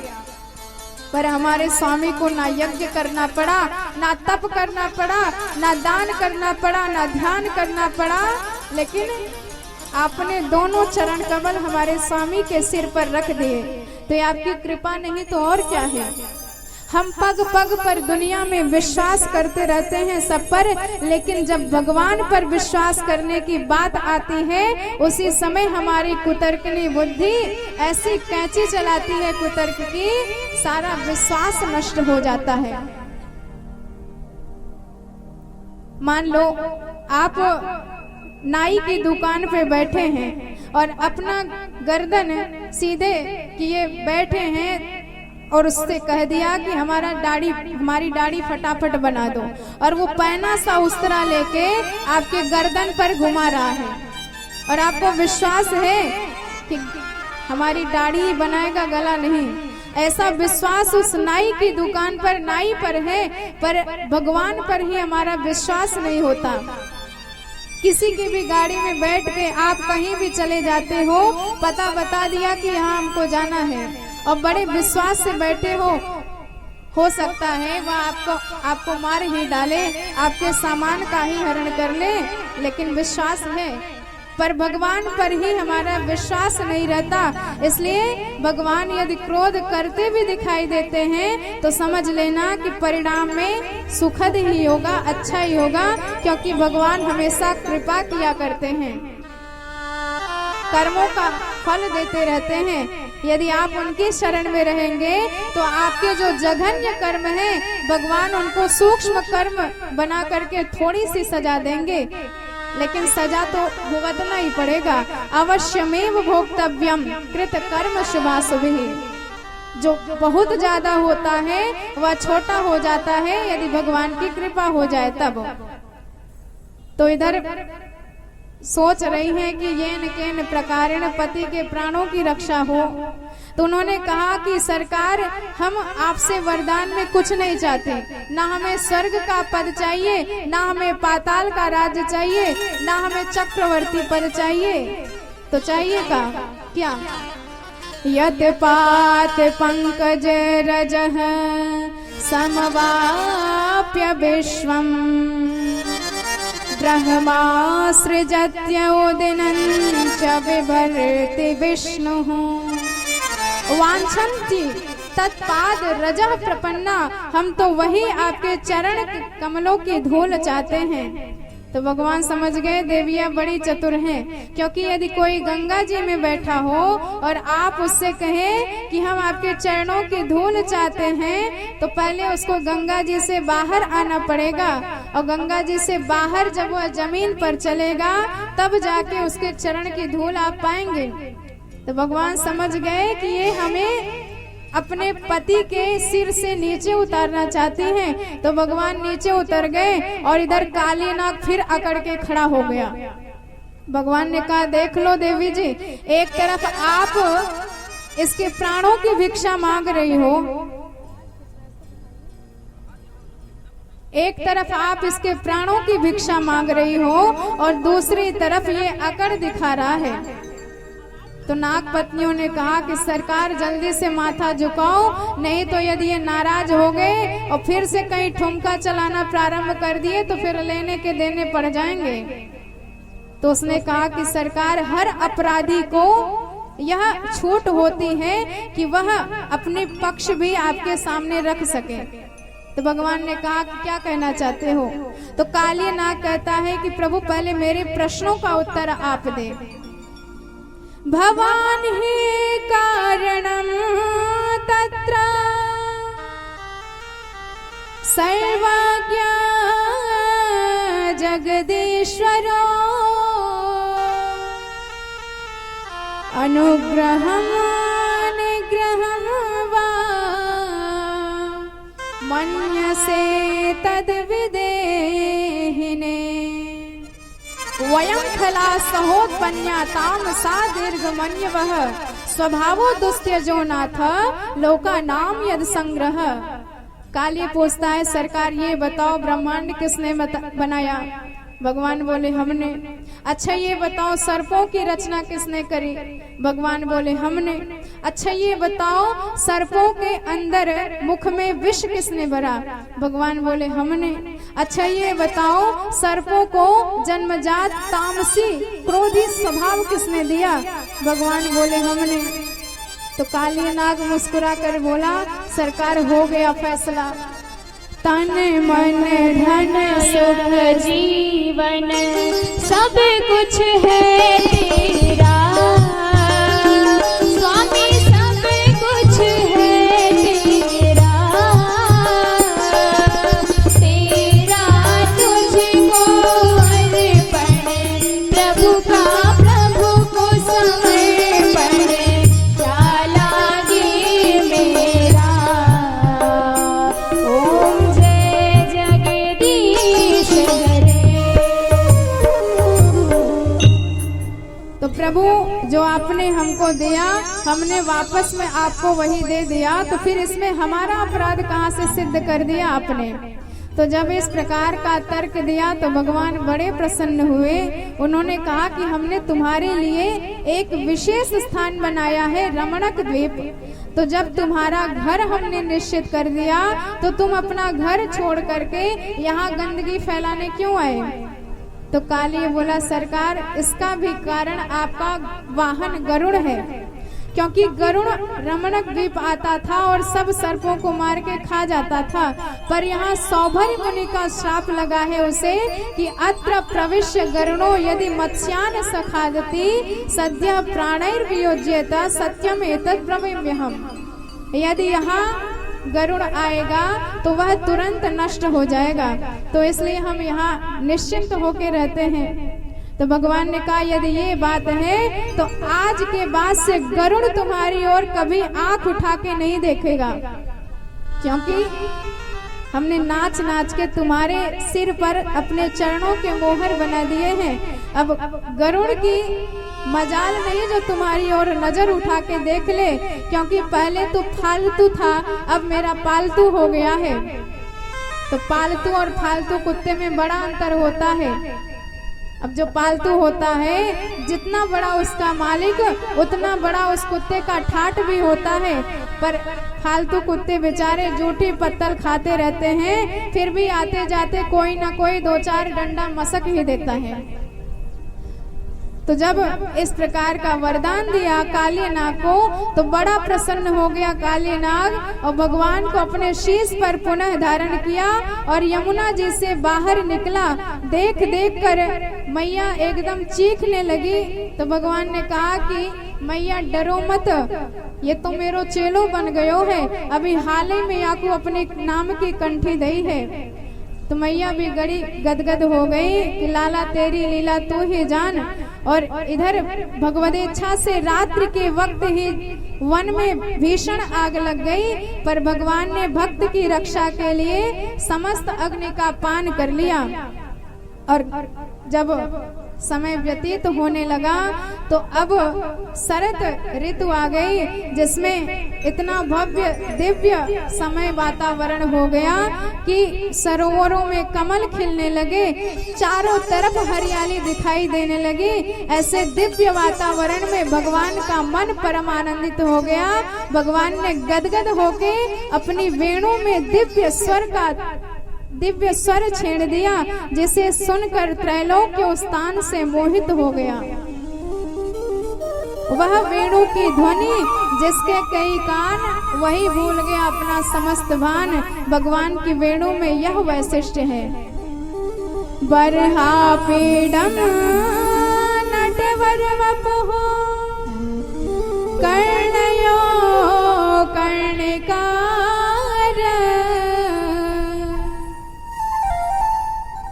भगवान बंसी बजा रहे हैं तो इनका दिव्य भव्य स्वरूप गोपियां अपने मन में स्थापित कर लेती हैं।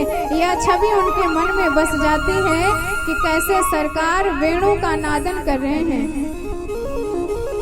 मानो भगवान का इतना दिव्य स्वरूप लग रहा है कि इनके दिव्य शोभा के आगे बड़े बड़े नट और बड़े बड़े वर भी फेल हो जाते हैं।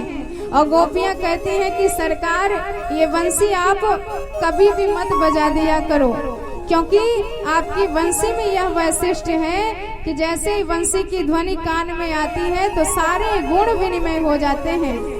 जो जल होता है वह पाषाण बन जाता है और जो पाषाण होता है वह जल में परिणत हो जाता है। मुरहर रंध्रन समय माँ कुर मुरली रवम मधुरम नीर समेता रस्ताम कृषानुरप्येत कृषतरताम। जब हम भोजन बनाने बैठते हैं तो हमारा भोजन ही नहीं बन पाता, क्योंकि हम अग्नि जलाती हैं, पर आपकी वेणु की ध्वनि सुनकर वह अग्नि जल में बदल जाती है और हमारा भोजन सब बेकार हो जाता है। तो कालांतर में हेमंत की ऋतु आई दिव्य। उस हेमंत की ऋतु में सारी ब्रज की छोटी छोटी कुमारिकाएं रात्रि को यमुना जी में स्नान करती हैं और स्नान करने के उपरांत कात्यायनी मैया का पूजन करती हैं और वरदान में भगवान श्री कृष्ण को ही पति रूप में प्राप्त करने की याचना करती हैं। कात्यायनी महामाये महायोगिन्यधीश्वरी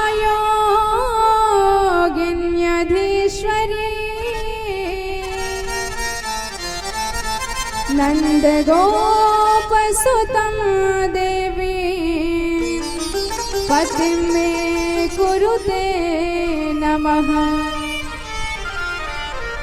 और भगवान तो सबके मन की इच्छा को जानते हैं। तो भगवान ने देखा गोपियां तो पूजा बड़े भाव से करती हैं, लेकिन रात्रि के वक्त यमुना जी में स्नान करती हैं, इससे वरुण देवता का अपमान होता है। तो भगवान ने चीर हरण लीला करी और गोपियों को दिव्य ज्ञान प्रदान किया। जब गोपियां स्नान कर रही थी तो भगवान गोपियों के वस्त्र चुरा करके कदम्ब के वृक्ष पर विराजमान हो गए। इधर जब गोपियों ने देखा कि हमारे वस्त्र ही गायब हैं, तो ऊपर झांक के देखा तो सरकार पूरी वस्त्र की पोटली बांधे दिखाई दिए। तो भगवान से कहने लगी कि हे धर्मज्ञ, आपको ऐसा करते शर्म भी नहीं आती? आप तो धर्म की पराकाष्ठा हो, धर्म का प्रचार करने वाले हो। श्याम सुंदर ते दास्यम करवामि तवोदितम देहि वासांसि धर्मज्ञ नोचेत राज्ञे ब्रुवामहे।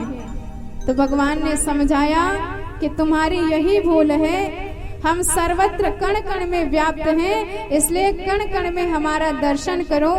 और दिव्य ज्ञान देकर भगवान ने उन सब गोपिकाओं को रास का अधिकारी बनाया।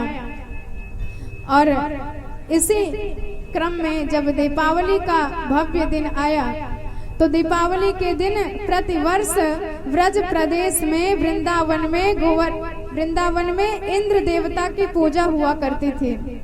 तो इस वर्ष भी दीपावली के दिन सुबह उठ के कन्हैया ने देखा कि मैया तमाम प्रकार के खूब बढ़िया स्वादिष्ट व्यंजन बना रही हैं। और जब व्यंजनों की सुगंध नाक में गई तो कन्हैया दौड़े दौड़े मैया के पास आए और बोलने लगे, मैया यह पदार्थ को सबसे पहला मैं खाऊंगा। अब जब ये बातें कही तो मैया डांट के बोली कि लाला ये सब जब जय जय है जाएगी तभी मिलेगो। तो कन्हैया बोले, मैया ये जय जय कौन सी भलाई? तो मैया बोली, मेरी खोपड़ी ना गरम करो, जाके अपने बाबा से पूछ लो कि ये जय जय क्या है। अब कन्हैया पिताजी के पास गए और पूछने लगे कि पिताजी ये मैया काऊ की जय जय की बात कर रही है, इतने सारे पकवान बना रही है पर चाकवे को एको न दे रही है। कथ्यताम में पिता कोयम संभ्रमम वा उपागतः किम फलम कस्य चोते स केन वा सात्यते मखः। तो इस पर बाबा ने कही कि लाला हम प्रतिवर्ष इंद्र देवता की पूजा क्यों करें? तो भगवान ने कहा क्यों? तो बाबा कहते हैं कि लाला जब इंद्र की पूजा प्रतिवर्ष करेंगे और इंद्र प्रसन्न है जाएंगे तो खूब बढ़िया बरसात करेंगे। अब जब बरसात होएगी तो हरियाली फैलेगी, और हरियाली फैलेगी तो गैया खूब आनंद से खाए करके और मनन दूध देंगे। और कहीं यदि इंद्र की पूजा नहीं करेंगे, इंद्र नाराज है गए और पानी नहीं बरसेगा तो हम सब भूखे मर जाएंगे। तो भगवान ने कहा कि बाबा ये बात बताओ, मान लो आधे ब्रजवासियन इंद्र की पूजा करे और आधे न करे, तो का पूजा करवे वालन के खेतन में ही पानी बरसेगो, आधे के न? और इस तर्क से बाबा कहने लगे, लाला तो है तो एक नए 107 बरस को छोड़ो, पर बातें ऐसी ऐसी करे कि मोए बुड्ढे की खोपड़ी भी गर्म है जाती है। तो भगवान ने कहा कि बाबा मैं तो एक ही बात कहूंगा कि भगवान को आप भंडारी जी की तरह समझ लो। अब आपने भंडारी जी से कहा कि हमको बढ़िया खीर बनाए के पवाओ, और आपने लियो दियो का चुनाए तो कहाँ से पवाए देंगे? पहले भंडारी जी को आप चावल दो, दूध दो, शक्कर दो, तब तो आपको बनाए के पवावेंगे। तो हम जीव यदि कर्म ना करें और भगवान से केवल फल की याचना करें तो यह कभी नहीं हो सकता। कर्मणा जायते जंतु कर्मणैव विलीयते, सुख दुख भयम क्षेमम कर्मणैवाभिपद्यते। तो बाबा ने कही तेरे मन में जो बात हो वह तो हमको बता दे सीधे से। तो कन्हैया बोले कि बाबा मेरी बात मान लो, या साल आप इंद्र देवता की पूजा छोड़ करके मेरे गोवर्धन नाथ की पूजा करो, क्योंकि गोवर्धन नाथ प्रत्यक्ष देवता है और प्रत्यक्ष देवता की पूजा हमको करनी चाहिए। और ऐसी देवता की पूजा करनी चाहिए जिसमें सब अपने आप समाहित हो जाए। मान लो आपको तुलसी जी को जल देना है तो आप पत्ते पत्ते को सींचने लग जाओ तो ये आपकी मूर्खता ही होगी। यदि आप जड़ में जल दोगे तो वह पत्ते पत्ते तक अपने आप पहुंच जाएगा। यथा तरोर मूल निषेचनेन तृप्यन्ति तत् स्कंद भुजोपशाखा। तो हमारे गोवर्धन नाथ, हमारे ब्राह्मण, अग्नि, ये सब प्रत्यक्ष देवता है, जिसके रोम रोम में हर एक देवी देवता का वास होता है। इसलिए मेरी बात मानो तो यहाँ साल गोवर्धन नाथ की पूजा करके देख लो पिताजी, यदि फायदा होए तो दोबारा करियो। तो नंद बाबा ने कही चल या साल तेरी बात मान के हम गोवर्धन नाथ को पूजा करेंगे। तो पूरे ब्रज प्रदेश में नंद बाबा ने बताए दे कि कल सवेरे गोवर्धन नाथ की पूजा होगी, तो सबरे ब्रजवासी खूब बढ़िया 56 प्रकार के व्यंजन तैयार करके गोवर्धन नाथ की पूजा में पहुंच जाएंगे।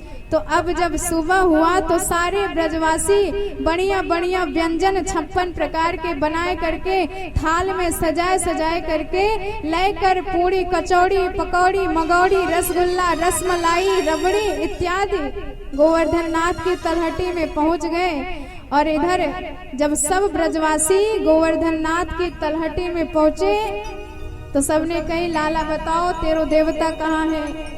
तो भगवान बोले ये 7 कोस को लंबे चौड़े देवता तो नहीं दिख रहे। तो ब्रजवासी बोले कि लाला इतने बड़े लंबे चौड़े देवता भैया या की पूजा कैसे करेंगे। तो भगवान बोले चिंता काहे कर रहे हो, पुजारी जी हम खड़े हैं, जैसे जैसे बतावे जाए आप सब करते जाओ। तो भगवान ने कहा सबसे पहले देवता को स्नान कराओ। अब सबरे ब्रजवासी ले मटका भर भर के गोवर्धन नाथ पर पटकवे लग गए, पर बड़ी दूर थी यमुना जी। सारे ब्रजवासी थक कर बोले लाला यमुना जी आते बड़ी दूर है भैया, हजारन कलसा पानी या के ऊपर पटक दिए पर या की मूछो नहीं गिली भाई।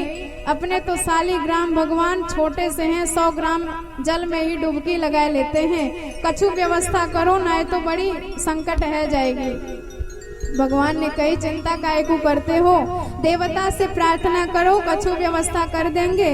और जैसे ही आंख बंद करके सबने गोवर्धन नाथ का ध्यान किया तो भगवान की कृपा से मानसी गंगा जी की निर्मल धारा प्रकट हो गई। और जैसे ही आंख खोल के सबने दिव्य धवल धारा का दर्शन किया तो सब जय जयकार करने लग गए। बोल मानसी गंगा की जय हो। अब सब बड़े प्रेम से हर हर महादेव करके स्नान करावे लग गए। गंधक चढ़ायो, फूल चढ़ायो और सबने भोग की थाली सामने रखी और बोले भैया पर्दा लगाओ। पर भगवान ने कहा कि हमारे देवता चौरे में भोग लगाए, यहाँ के पर्दा की आवश्यकता ना है, केवल हाथ जोड़ के देवता को ध्यान करो, वो आए के खुद ही भोग लगाए लेंगे। अब जब सबने हाथ जोड़ी, आंख बंद करके भगवान को ध्यान लगायो तो एक रूप में भगवान नंद नंदन बने विराजमान रहे और दूसरे रूप में भगवान गोवर्धन नाथ का स्वरूप बना करके गोवर्धन नाथ की शिखर पर विराजमान हो गए और दोनों भुजा पसार करके बोले लाओ ब्रजवासियों भोग।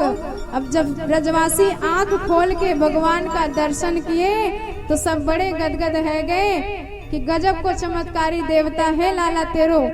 अरे बरसन बीत गए, दाढ़ी सफेद है गई या इंद्र की पूजा करते करते परदारी के ने आज तक कबू अपनी सूरत नाय दिखाई।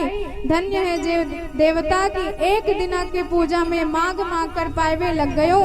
सबरे बड़े प्रेम से थाल के थाल गोवर्धन नाथ को पकड़ाते गए और गोवर्धन नाथ एक ही बार में गोविंदाय नमो नमः करके पाते गए।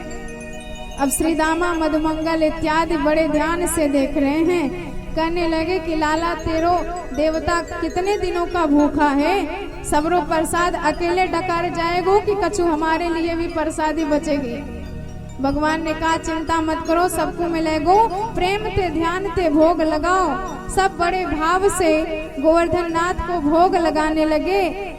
भगवान ने कही कि पूजा तो पूर्ण हो गई, लेकिन जब तक हमारे गोवर्धन नाथ की परिक्रमा ना लगाई जाए तब तक गोवर्धन नाथ की पूजा अधूरी मानी जाती है। इसलिए 7 कोस के गोवर्धन नाथ की परिक्रमा अवश्य लगानी चाहिए। तो जब परिक्रमा की बात करी तो सबरे ब्रजवासी खूब बढ़िया भाव से ताली की सेवा करते हुए, कीर्तन गाते हुए, वाद्य यंत्र बजाते हुए गोवर्धन नाथ की परिक्रमा लगाने लगे। तो आइए हम और आप भी गोवर्धन नाथ की परिक्रमा में अपने मन को समर्पित करें। दोनों हाथ उठा के ताली की सेवा करते हुए बड़े भाव से गोवर्धन नाथ की परिक्रमा लगाएंगे। बोल गोवर्धन नाथ की जय हो। मैं तो गोवर्धन को जाऊं मेरी वीणा माने मेरो मनवा। मैं तो गोवर्धन को जाऊं मेरी वीणा माने मेरो मनवा। नाय माने मेरो मनवा सखी रे, नाय माने मेरो मनवा। नाय माने मेरो मनवा सखी रे, नाय माने मेरो मनवा। मैं तो गोवर्धन को जाऊं मेरी वीणा माने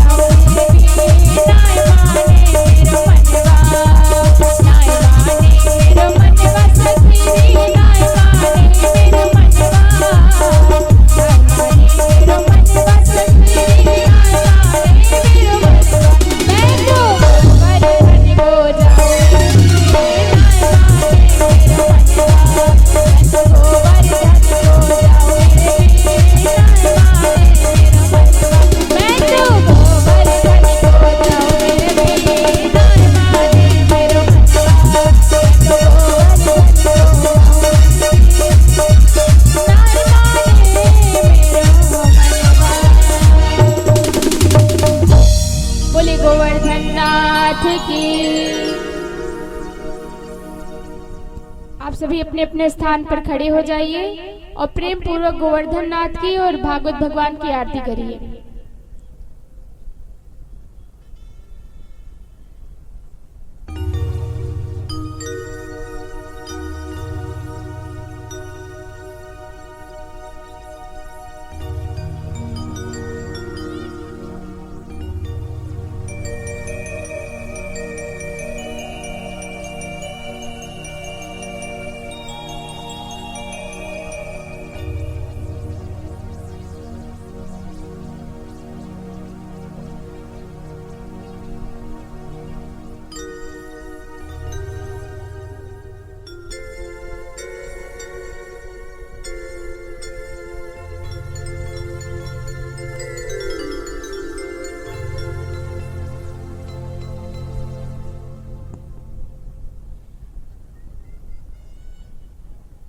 ओम इदगुम हविः प्रजननं वेस्तुदशवीर्गुं सर्वगणगुं स्वस्तये आत्मशनि प्रजाशनि पशुशनि लोकशनि भयशनि अग्नि प्रजां बहुलां मे करोत्वन्नं पयोरेतु अस्मासु दत्त।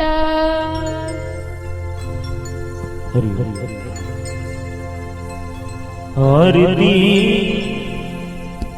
बांके बिहारी लाल आपकी आरती, आरती बांके बिहारी लाल आपकी आरती, आरती बांके बिहारी लाल आपकी आरती।